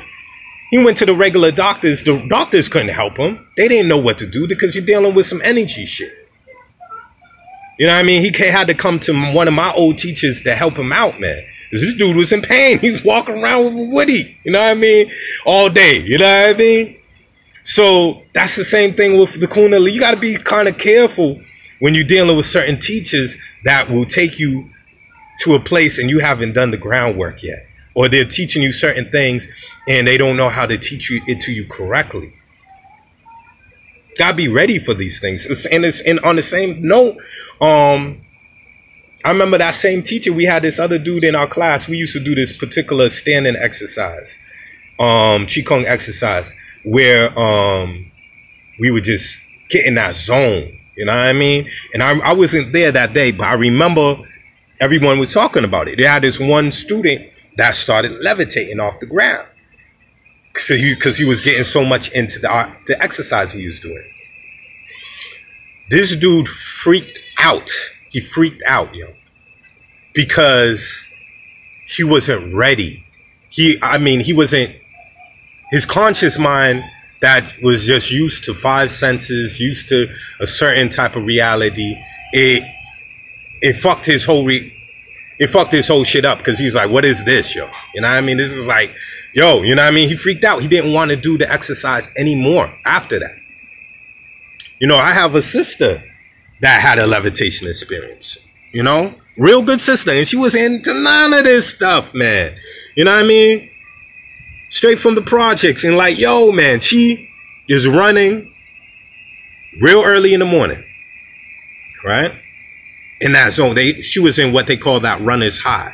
She was in that zone, and next thing you know, she started levitating off the ground for a couple of seconds, so many inches off the ground. She freaked out. She's looking around, seeing if anybody's seen it. She's like, yo, was I hallucinating? What was this? What happened here? It got to a point where she literally, she went back home. She told her mom what happened. And do you know her mother's response? What her mother said? Her mother was like, girl, that ain't nothing. I did the same thing when I was your age in my early 20s. She said that particular gift runs in our family. You didn't know that? I was like, what? So she got her mind blown. She's like, what? What do you mean this run in our family? Her sister and her brother had the same experience as well. Her brother, same thing, running, was in that zone. You know what I mean? Daggone was in that zone. Daggone closed his eyes for a minute. Was having that runner's high. Closed his eye for a second. Next thing you know, he felt like this big old branch hit him in the head. He opened his eyes. He's way up in this tree. Don't even know how he got up there. Dude damn levitated. Her other sister did the same thing. Her other sister almost got hit by this car. And she had witnesses. This car almost hit her. She literally levitated over the car. Old lady that was there and seen it almost had a heart attack. See, because right now, you know, everything goes in cycles. Everything goes in ages. You know, like, when you deal with all indigenous people, they'll tell you things move if we want to talk about time, they moves in cycles. It's like we have seasons, you know, going through different seasons. We're going through different cycles, you know, and in earlier cycles, when we talk about the golden age or the silver age and stuff, you know, these so-called powers or these abilities were common. Everybody had them. Being telepathic, all that stuff, that was nothing. It was a common thing. You know, it's like one of my brothers who had an astral experience. He went to this planet where it was all black planet. You know, very dark skinned people on that planet. They had bigger eyes than we did. And they were all telepathic. And they had very high technology over there on this particular planet. He's like, he kept on bugging out because he was trying to figure out where their light source came from. You know, he was in one room. It's like, damn, the room is lit up. I don't see any lamp. I don't see any light bulb or nothing. They was very high technological, the planet he went to. And also, they could see him. They could see his astral body. Where he goes to other planets, or he might go to other places on the earth, and he's like a ghost. People walking through him don't notice him. But they all could recognize him there. And they all spoke telepathically. And that's another thing, especially when we deal with the star nations. You know, us people here on this planet, we don't, you know, we're not, you know, there's many star nations that are millions, if not trillions of years advanced in evolution compared to us on this planet. And most of these star nations or extraterrestrial brothers and sisters, they all speak telepathically. We're the only ones over here on this planet using our mouth, like blah, blah, blah, blah, blah. You know what I mean? And I tell you, man, I tell you, like, for instance, like the last ayahuasca experience I was on, you know, it was deep because I was totally telepathic that day.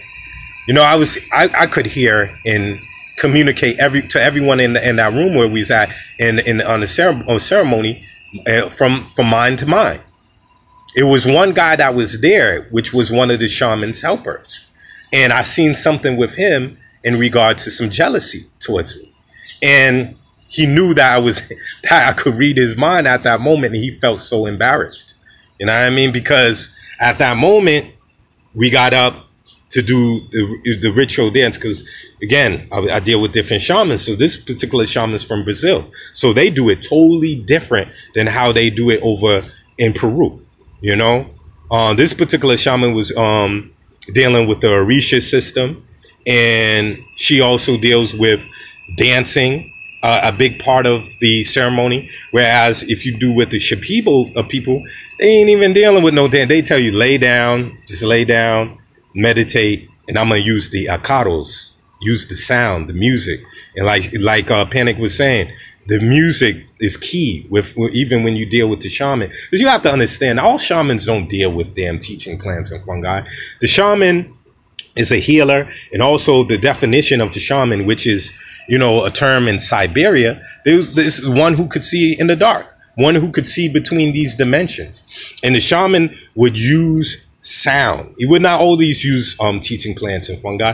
They would use drumming. They would use dance. They would use chanting. All these different things to bring yourself into a trance-like state or to change your brain waves. All right? So again, like, that's what I'm saying. Like, there's so many ways to get there. There was moments where I did holotropic breath work. And I did that when I was like 16, 17 years old. And that's when Tara came to me. Through just using the breath. The holotropic breath work is deep. You know what I mean? The dance is deep. My wife is super psychic. You know what I mean?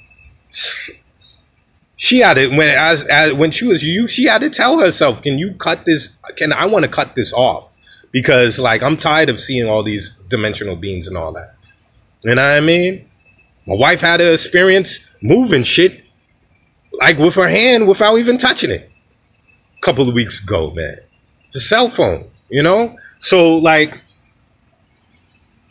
yo, it's deep, yo. So it's like when I had that experience with the brother having that telepathic experience and seeing what he was thinking in there, you know, when it was time for us to dance, I came up there, patted him on the back, man, to let him know, man, I'm not here to judge you.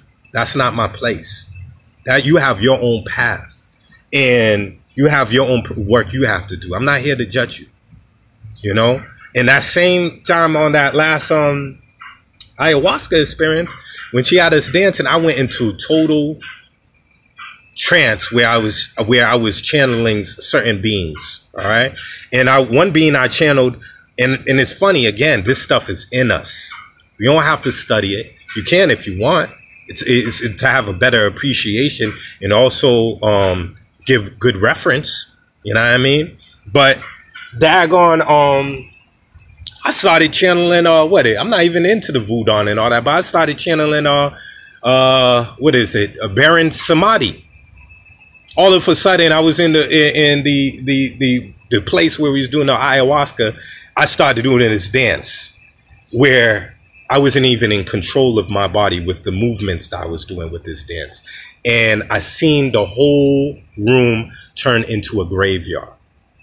And then I seen my face look like Baron Samadhi with, you know, the skull face and all that. And the shaman, she recognized it. She was like, yep. And everyone was there that was there to recognize that Dooley was in Dooley at that moment, you know? And so it's deep, yo. Shit is deep, yo. You know what I mean? So shit is wild, man. And I just want to say about the tobacco for a second, and I'll go back to my mom Dukes, because I think it's important for what Panic showed, to clarify something. This is called Hapi. Hapi or Rapi, all right? It's sacred tobacco with sometimes the bark of the tree or certain ashes of tree or certain herbs sometimes. There's different types of Hapi. There's Hapi, you know, big up to Carla and Sergio. You know, they was giving me, I was doing combo ceremonies in the Boston area for a minute, and they was the one that really motivated me to go to Costa Rica. I'm gonna be going to Costa Rica soon to get certified and get training for combo, and I got to talk about that. Combo is frog medicine, and that is just to clean you out. That's to clean you out. You know what I mean? And that's why I've been telling people that's a good place to start before they even start getting into the psychedelics, because combo is not a psychedelic. It doesn't get you nice or anything like that, but it cleans you out, and you do a deep, deep, deep, deep, deep purge. You know, it's been known to cure AIDS, cancer, diabetes, syphilis, herpes. I had one sister from New York come up with Brother Hank Rising Sun. Big up to Brother Hank. And they both came up to do the combo ceremony here in Boston. And one sister right there, she got violated, you know?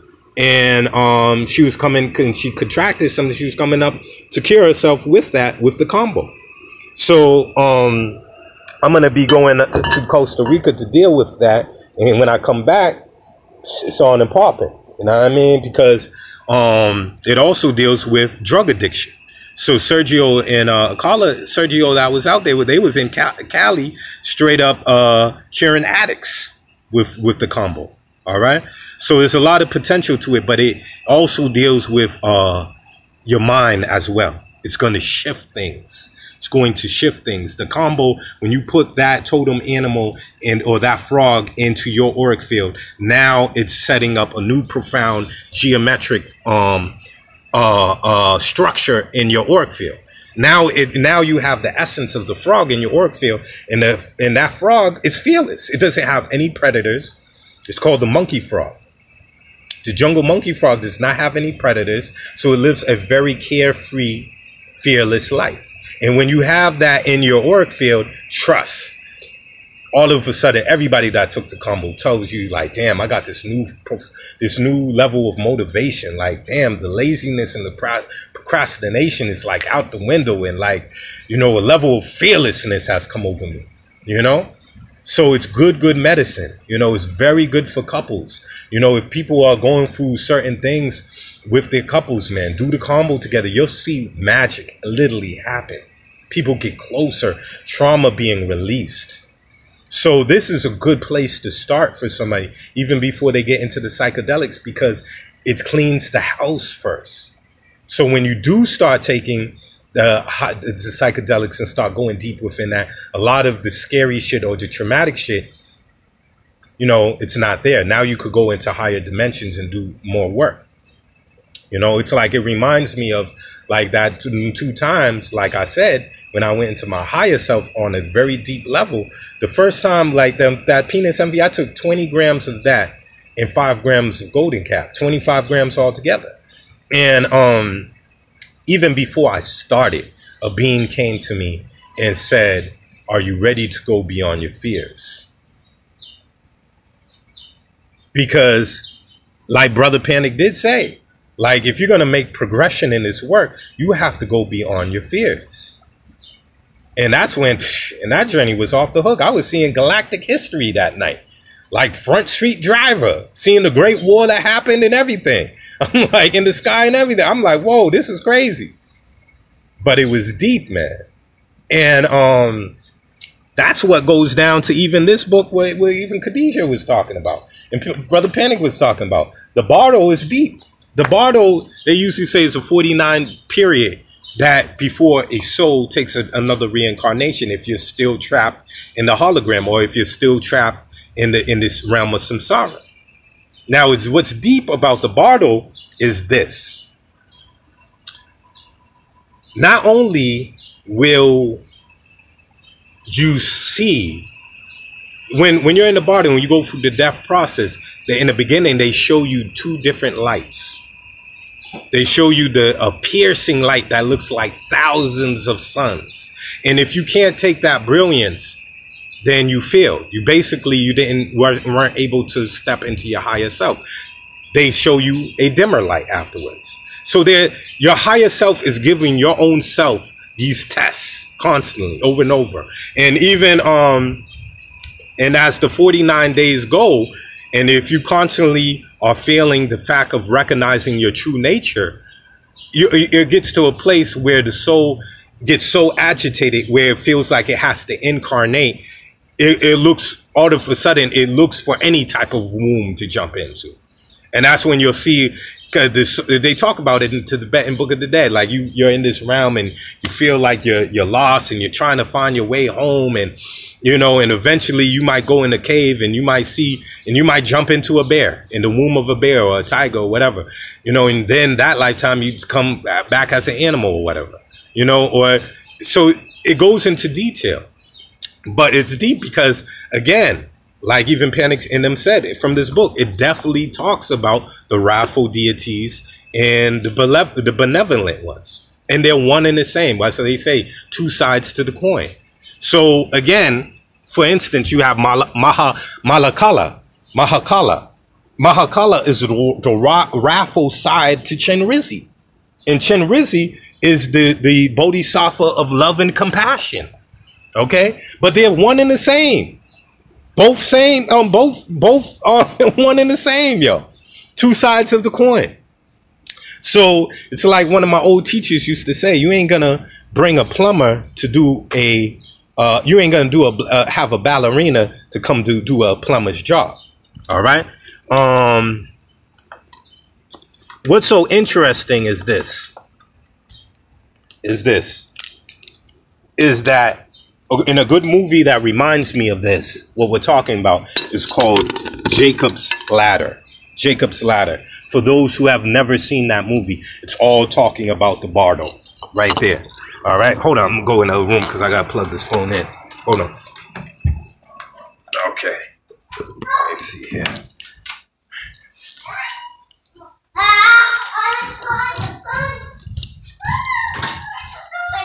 Okay, I'm almost done here. Okay. It's called Jacob's Ladder. It's a good movie on the Bardo. And it's funny because in the beginning you see there's many themes to the movie, but one theme to the movie is that this man is in Vietnam and he doesn't know that he's dead, which they talk a lot about. And a lot of times with the Bardo and stuff, there's many days that go by that a person does not know they're dead, you know? And that's why the lamas and the monks and all of them would be sitting by the deceased body reciting this Tibetan Book of the Dead so they can have the memory of the ancient teachings come back to them. All right. So in the movie, it's funny, the character that doesn't know that he's dead, that he's going through this Bardo type of experience. It was one scene that really, I was like, oh, they on point, whoever made this movie. There's a point where he's running from all these demons and stuff. These guys that look like they don't have no face and all that. And basically he's running from himself. All right. So what happens is there's one person in this Bardo or this astral realm where he finds solace, where he finds a level of contentment. And it's his chiropractic friend, his chiropractor. The chiropractor was his best friend in his waking life and while he was alive. And then what happened was that there was a scene where he was going to get some work done by the chiropractor and get a massage and what have you. And while he's on his table, the chiropractor, he's telling him in the movie, he's telling his friend, like, yo, these guys, these beings, they're after me and all this other stuff, right? And the quote, which was so dope, I was like, yo, this is off the hook. He said, the demons are nothing but angels in disguise. Let me say that again. In the movie, he said, the angels are nothing but demons in disguise. It's one and the same, you know? And this is why I had to clarify, especially in regard to Panic's show, you know, in regard to Panic's show, because let me see if this charger is working here. And this is regard to my mom's. All right. Hold on 1 second. I don't think this charger is working here. Hold on. Let me see here. Let's see. Is that working? Because I really want to get this out before I end this thing. Hell. Okay. Looks like it's working. Okay. Okay. Now, when I went on the Bufo experience or the Sacred Toad medicine experience, and And I literally merged with everything. It was a point before I started, I invoked my family. I said, okay, may just do a prayer because I know this is about to be the ego shadower. You know, this is the death of the ego. You know, it's a medicine that they say, basically, you know, you die, you know, and you come back to tell about it. And so what was interesting, before I even started, I had this real gratitude for my family. And also what happened was that first thing that happened was Ganesha came to me. And, you know, I'm not into Hinduism and all that, but symbolically, he was like the opener of the way. He's dispelling the obstacles to get busy. All right. And then I seen a whole row of masters. It looked like the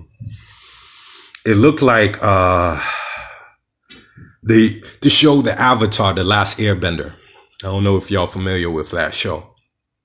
But the show's one episode where Aang, the character, Dagon, sees all his different reincarnations, right, lined up. That's how it looked like in this vision. It had like, I recognized some of the masters that were lined up, and then there was others that looked like far in the distance, maybe other lifetimes I studied them or what have you.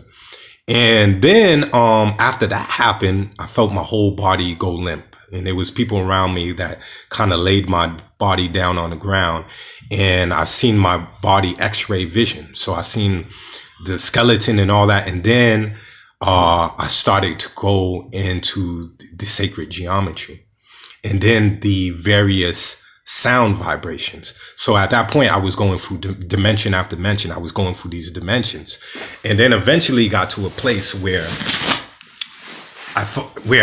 I merged with everything. And at that point, I let it out, this scream, I was like, ah! And at this point, that's when it felt like if it was like a drop, if you could like imagine a pebble being thrown in a pond or something and seeing the ripple effect coming out.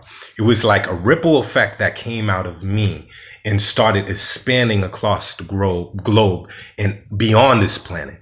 And at that point, that's when I realized, at one point, it came to me, it was like, I've gone crazy. And then it got to a point where then another thing, revelation came to me. This is what enlightenment is. Crazy.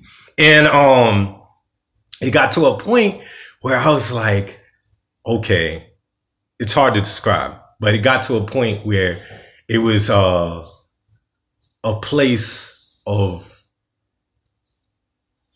all the descriptions that you hear from people throughout the ages when they talk about this enlightened experience. I was literally connected to everything. You know what I mean? And at that point, I realized Donald Trump, he's God. The cockroach, he's a God. The prostitute on the street, she's God.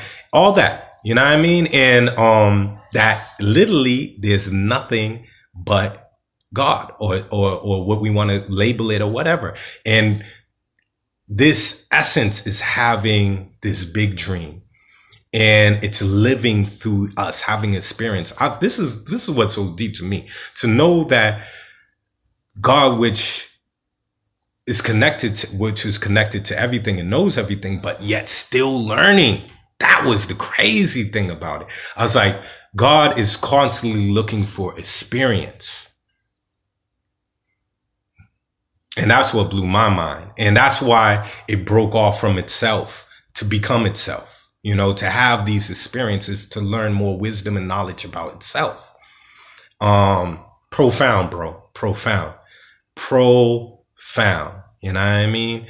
And what's interesting is that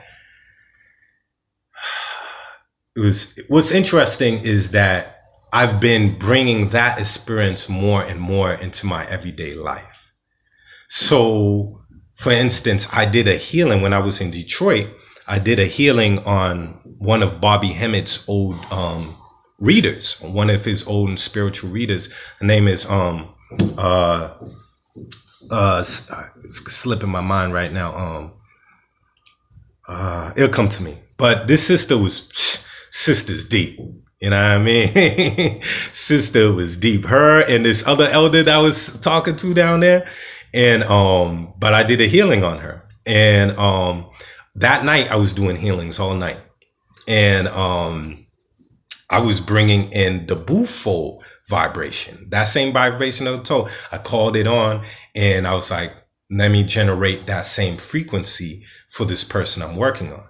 And yo, that was some deep healings that night. So again, it's about integrating it, bringing it into your everyday world. Also to know that my healing abilities have become much, much more stronger over the past couple of months with a lot of these ceremonies and these things I've been doing. Because it's just been clearing things, upgrading me, changing. Because, you know, psilocybin mushrooms, for instance, has been known. This is science now, showing that rewires the brain. You know, it connects the synapses. So you're changing yourself inside out. You know what I mean? It's changing yourself inside out.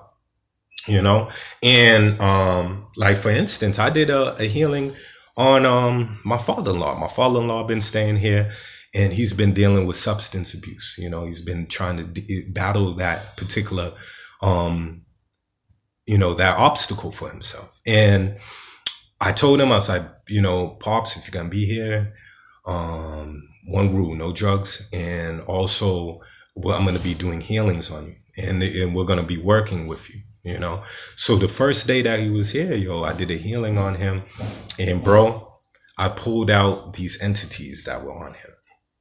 Well, first entity, and first of all, he was very resistant to the healing first. You know what I mean? So he was, you know, because if you have these beings that are attached to you, these low vibrational beings, these thought forms, you know, they know when it's time for them to leave the so-called hotel. It's time to check out. So I pulled something from his back, and that particular spirit looked like some dark, misty, dark smoke beam. And I pulled it from his back. It was near his lower back, and that particular being dealt with addiction. I was pulling it out. Then there was some beings in his stomach that dealt with depression and sadness. There was 3 of them. I was pulling them out of his stomach. Then when it dealt with daggone, he was like, I had enough, no more. And I was like, no, Pop, you still got some more in you. Then there was some on his forehead. So I started pulling a whole bunch of them out of his forehead. Do you know he hasn't touched no drugs since, yo? Straight up. Now this nigga was like coming in every week, like, can I get some money?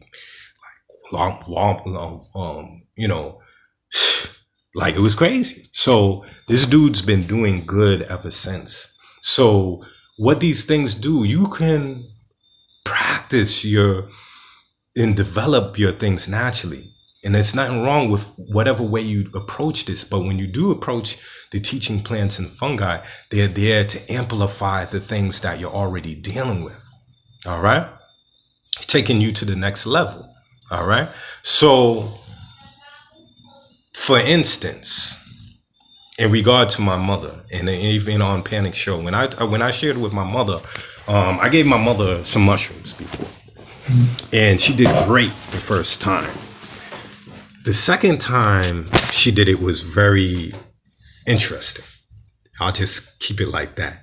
And what happened was that a lower vibrational being came into our apartment, and I heard it. It was this female voice at first. It was like, ah, you know what I mean? So I'm like, you know, I noticed that it's in there, and my mother's very psychic as well. So she's like, oh yeah, she's like, Abdul, it's a being in here trying to mess with us, and she says he's trying to mess with you. And I was like, yeah, I know, Mom. I'm good. You know what I mean? I'm pretty familiar with dealing with low vibrational beings, and I'm good. So I did what I had to do to get it off of me, which I went into the shower and I did certain energy type of things, and I didn't feel it on me anymore.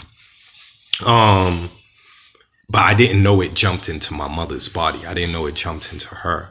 So I went into the living room, and we just having a mother-son moment. You know, I'm giving my mom a hug and telling her how much I love her. And she looks at me, and all of a sudden she says, Abdul, that's my real name. She said, Abdul, you have to know and how to distinguish between a being that's dealing you for good and one is not for your benefit. And I was like, Mom, I'm pretty familiar with that. I'm good, but thank you for the advice. Next thing I know, I felt her when she was hugging me. Next thing I know, I felt her literally sucking the life force out of me. It reminded me of like the X-Men character Rogue from the X-Men. Like, she'll take off her glove and she touch you, she take literally all your powers from you. That's what it felt like with my mom. And at that point, I got from her grip and I had to lay down on the floor because I was feeling so weak at that moment. My wife didn't know what was going on at the moment, you know what I mean? But my mom, it was so funny because before I went on the floor, I seen what was overlapping her aura. And I seen the being that was trying to mess with her, it was this white looking man who had a patch over his eyes, and he didn't have human hands. He had like these claw type of things going on with him. So at that point,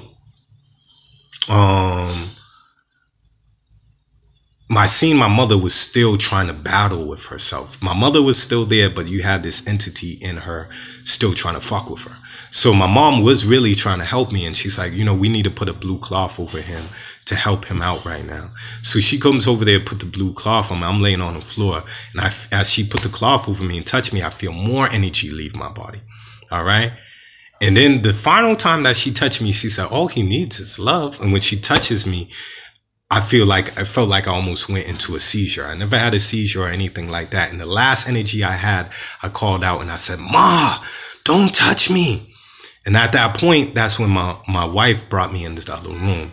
And I was doing this purging thing, this throw up thing without throwing up for a long time. The next morning, my mother was in tears and said, I'm so sorry, son. What this being that tried to come into me wanted me to kill you, you know? And I remember I shared that with Panic on his show. And when Panic talked about on his last video about the psychedelics, he was saying, you know, and I remember Panic, it really enjoyed me on that show. He said that it was one of the livest shows, but in regard to that statement that I said with that, he used that as excuse and said, well, Dooley, he's not spiritual or whatever.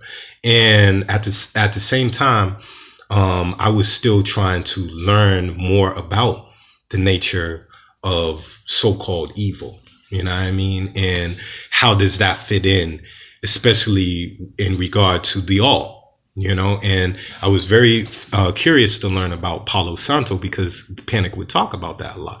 So, you know, eventually I even took Panic's class, and a lot of things in his class I knew already, but I appreciate that he was sharing. And I appreciate the ebooks, you know, the books that they were sharing too. That's the main thing I really enjoyed. But and he even made a statement in class one day. It's like, you know, I guess I came in late and I had a ghetto phone. I could never figure out how to make a comment on there or talk. So me and Panic really never had a chance to talk since that time of me sharing this with him, you know, about my experience with my mom. Now, I'm used to battling lower dimensional beings, and Panic is totally right, especially when you do healings. It's about frequency. So if you're it's whoever is at a higher frequency. And they talk about that all the time in when you deal with the law of resonance, you know, when you're dealing with the law of resonance, when you deal with a level of, like, for instance, they did experiments with grandfather clocks where they would put different grandfather clocks all ticking at a different time. And the one that had the most dominant frequency would eventually have all the different clocks ticking at the same formation. Same thing if you're at a dormitory and the girl that has the most powerful frequency or energy, all the rest of the girls are going to start to have their menses cycle or their period around the same time as her, you know? So it's about vibration, always has been, you know what I mean? And I know that just doing healings with people. The reason why I got caught off guard was it was my mother, you know, and the being that knew that I'm now, if that would the same scenario would happen again, that shit wouldn't I went down the way it did. But it caught me off guard because one, I was trying to be protective of my mother because she wasn't familiar with the mushrooms like that. So I was in a place of not putting my guard down. All right. And therefore, they use that opportunity. They'll use certain people the closest to you to try to get at you sometime.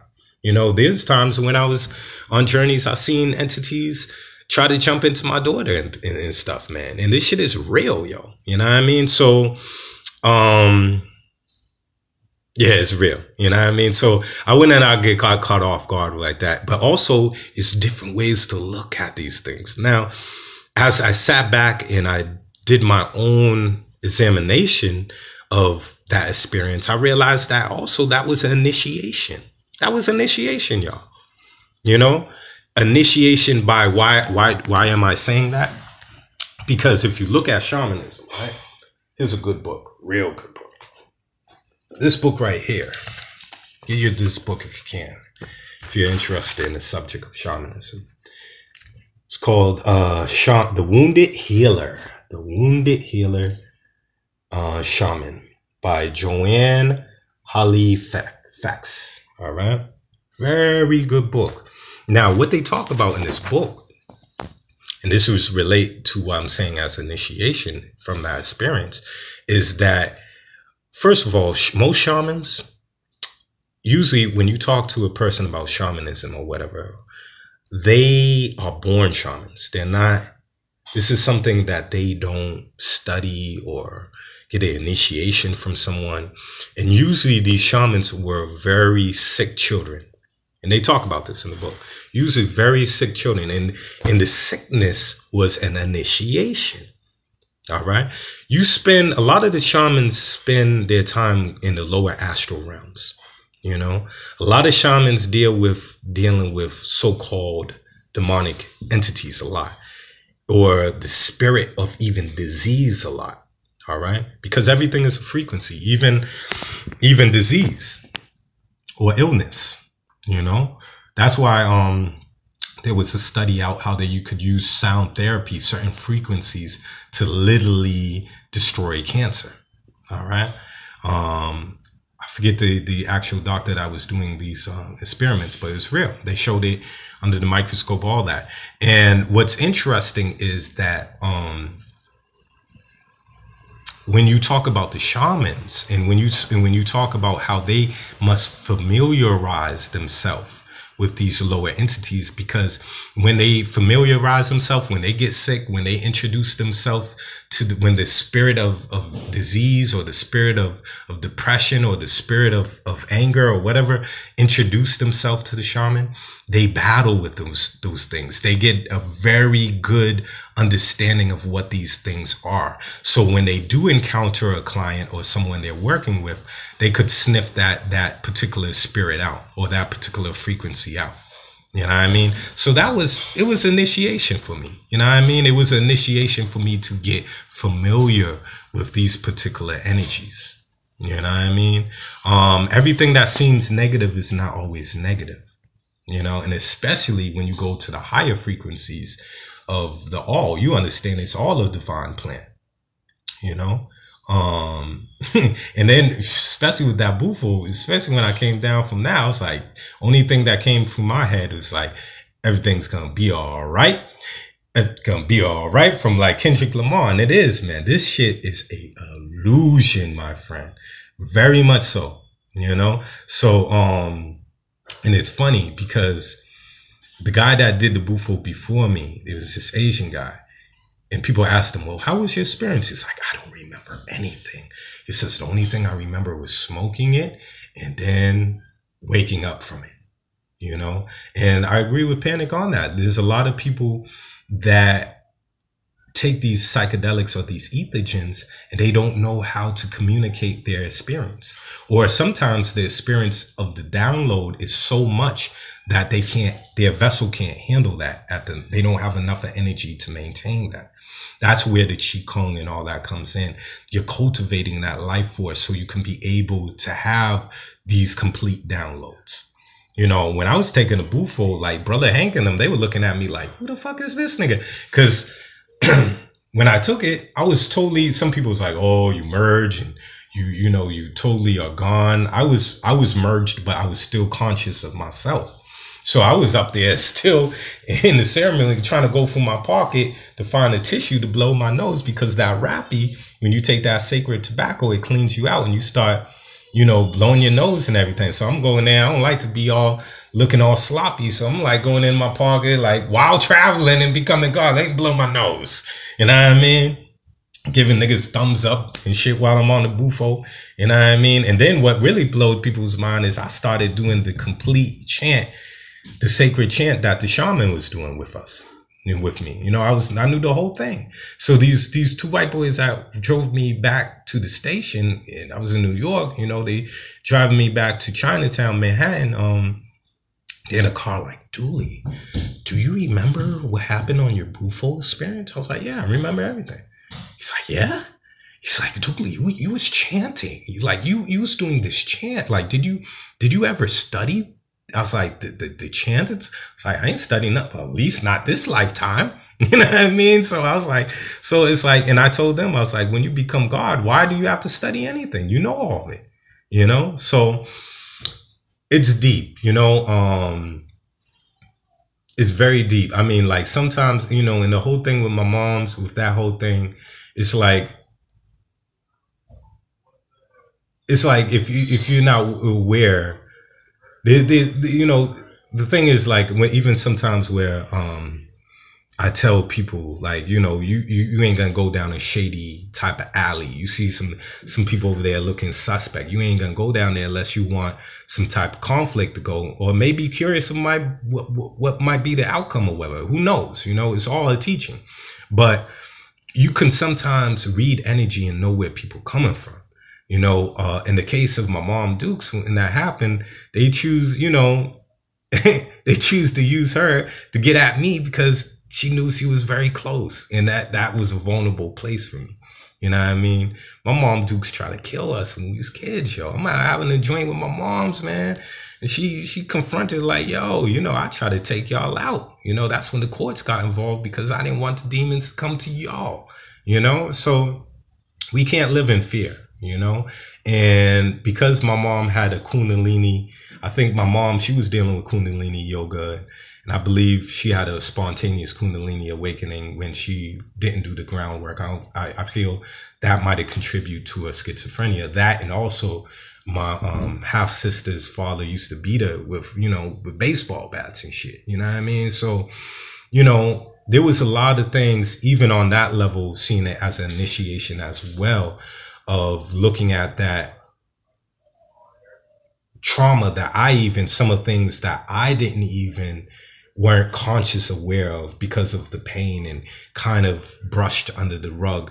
There was a lot of things that, that's why I felt maybe that entity could have came up and was able to do that, get at me like that, because there's a lot of things surrounding my mother that I have had to heal. You know what I mean? And that stuff is real, man. It's real. All this stuff just makes you better. It's not about being embarrassed that, one of them might have got the best of me at that time. Brush your shit off and be like, yo, it's all good. You know what I mean? Next time you come around this motherfucker, I'm gonna whoop that ass. You know what I mean? So that's all this is about, man. It's about empowering yourself. And that's something I always agreed with Panic on and appreciated about him, because and that's why I was like, he's on to something. He's talking about self-realization. He's talking about deep levels of psychology, something that my father and the masters used to tell me when I was younger. So I was like, yeah, I know he's on point. You know what I mean? And it's true. We don't need these things, because at the end of the day, we are these things. We are DMT. You know what I mean? We are all these things ourselves. You know what I mean? All these things are inside of us. But I also understand that we're living in the age of what the Hindus would call Kali Yuga, you know? We're not living at like the age of, you know, daggone the golden age or the silver age or anything. So we're living at the age where of discord, strife, you know, furthest away from the central sun. And there's a level of where ignorance and arrogance and pride and all that is the word of the day, you know. So people are very disconnected to their true nature during this age or during this cycle. So it would only make sense that people would gravitate towards the teaching plants or the fungi right now, because it's not like the olden time where you would have to sit with the master 20, 30 years from now. We just don't have time for that. You know what I mean? Technology is going super fast. We have to keep up with the times. You know what I mean? And because of that, you know, there's a lot of people that are disconnected. It might not naturally come to a person where they're connected to this. They might need the aid or the assistance of the teaching plant or fungi to get them there, you know, or to open that door to the possibility that there's something more than this dense third dimension. You know, that might be the introduction they need. You know what I mean? Yeah, man. And there's nothing wrong with that. The only thing that comes wrong with that is when there's a codependency. Like there's a codependency on anything. You know, if a person's like, oh, you know, I can't leave my house without my special stones or my crystals or my ankh or my organite or whatever. There's a level of codependency. These things help, but they're supposed to not be a crutch. You're supposed to come to a place where you're rising your vibration, you're rising your vibration, rising your vibration to the point where you don't need any of those things. You know what I mean? To a point where you could be like a Semio or a Sheikh Ahmadou Bamba or a Milarepa, where, you know, Milarepa was known. Niggas who try to come and seek him out for his teachings, they go in a high mountain, see footprints of a human. And then the next thing they see footprints of a tiger. You know, this dude was very well known to fly through the air. You know, people would see him flying through the air all the time. Like, oh, there's Milarepa again. You know what I mean? You know, there's a good book called Faces in the Smoke. Forgot the author's name. But they talk about the secret society of flying men in Haiti. You know, there's so much to us, man, that we don't know, man. And I'm not here to throw stones at anyone. You know what I mean? I love Brother Panic. I love Khadijah. I love Baba Kalindi. Hank, all these people, because I think all these people have something to bring to the table, you know. Brother Kalindi or Baba Kalindi, what I appreciate about him so much is that he lets us know that there's a legacy within the teaching plants and the fungi. This is part of our legacy. This is our history. You know, when people think of shamanism, they just go straight to Peru or South America or wherever, but they forget that there's a big legacy within Africa. You know, even if we talk about the Betwi tradition with the Iboga, when the Iboga is considered the time travel plant, you know, there's many Europeans out there and they're taking advantage of the Iboga and curing people of drug addiction, alcoholism, you know, cocaine, crack, meth, you name it. You know what I mean? And shit is real. You know, we have a tradition there. You know, Baba Kalindi talks about the Dogons and how they ate the mushrooms, how the Maasai warriors used to eat the mushrooms.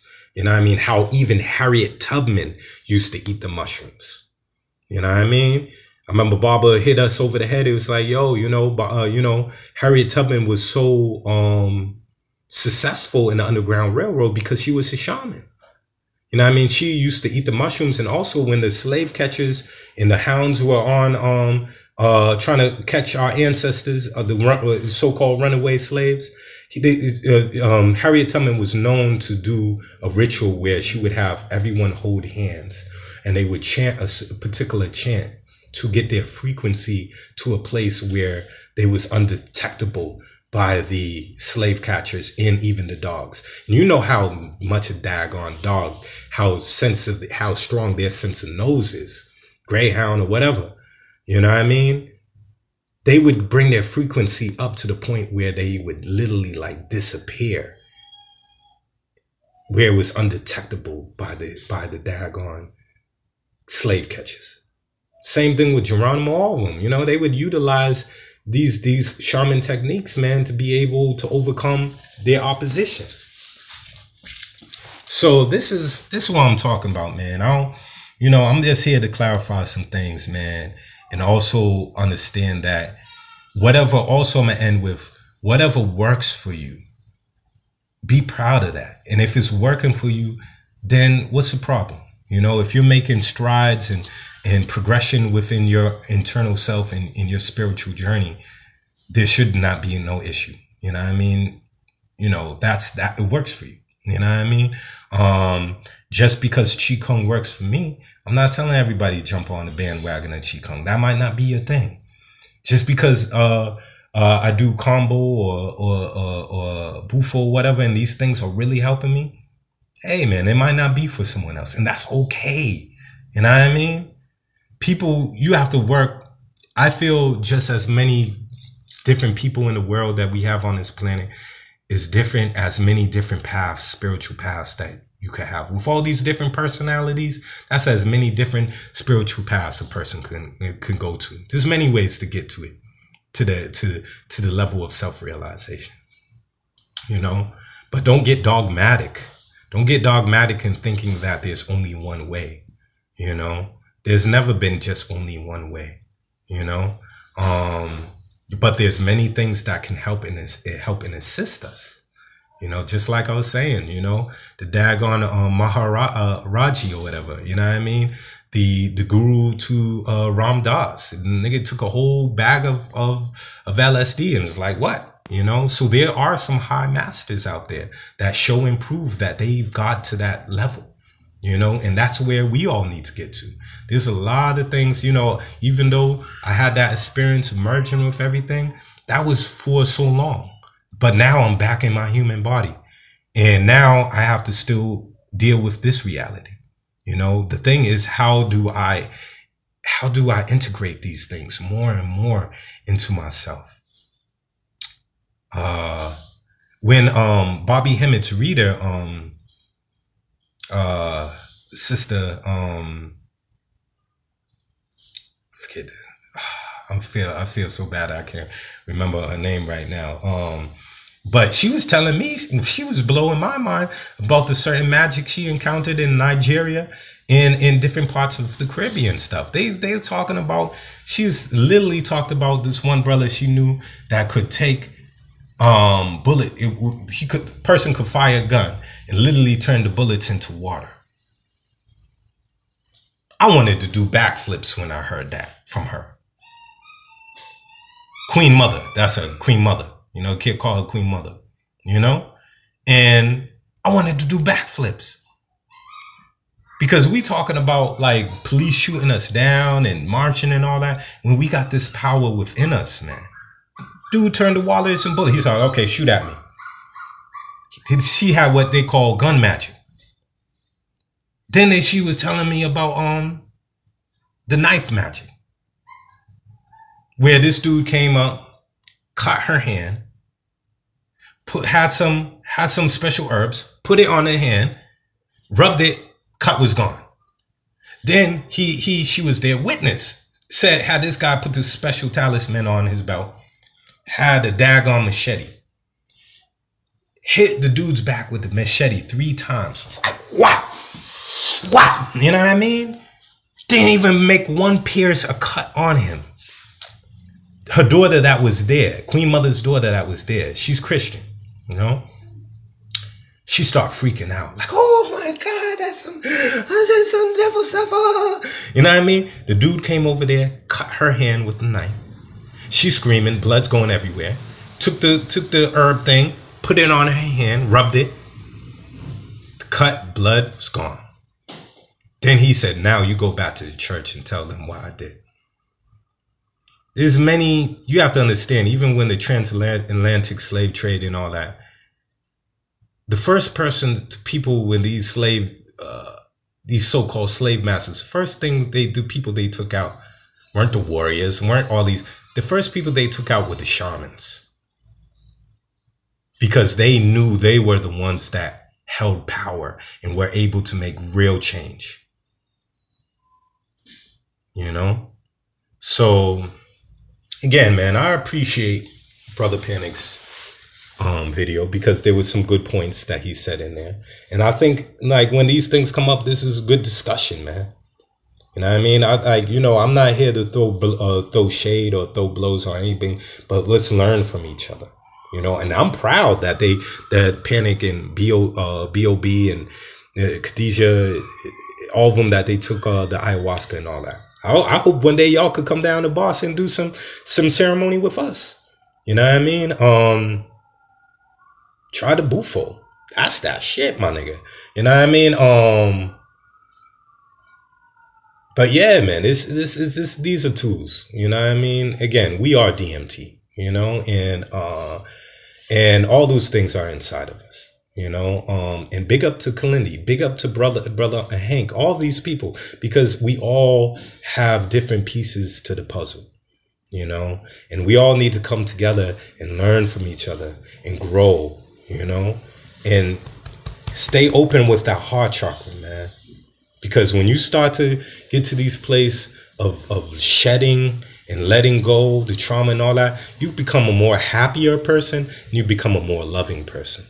You know what I mean? Real talk. You know what I mean? So, one love. I hope this video was useful. I'm gonna look to see if there's questions. I don't know how to work. I'm not really a technology person, man. I don't even know how to look at the damn I don't even see the comments are here, but then they're coming, they're disappearing. So I don't even know how to read it. This damn cheap ass phone. Hold on, there's a button here. Okay. Damn, I can't even. Let's see. Okay, one love fam X. Okay, it's coming now. Every time I press it, it's disappearing. Okay, what the hell? Man, well, you know what? I'm ending this, man, because I can't even. Maybe later, if I save this, I could try to go back to it and try to read it, and maybe daggone try to. I don't know. I can't even read. I mean, daggone technology. Anyways, y'all take it easy. Keep on learning. Keep on growing. Love yourself. And one love, you know. So let me see how I end this thing now. Damn, man, they don't make nothing damn simple nowadays. Okay, well, there we go. I think this is ending it. Okay, is it gonna end now?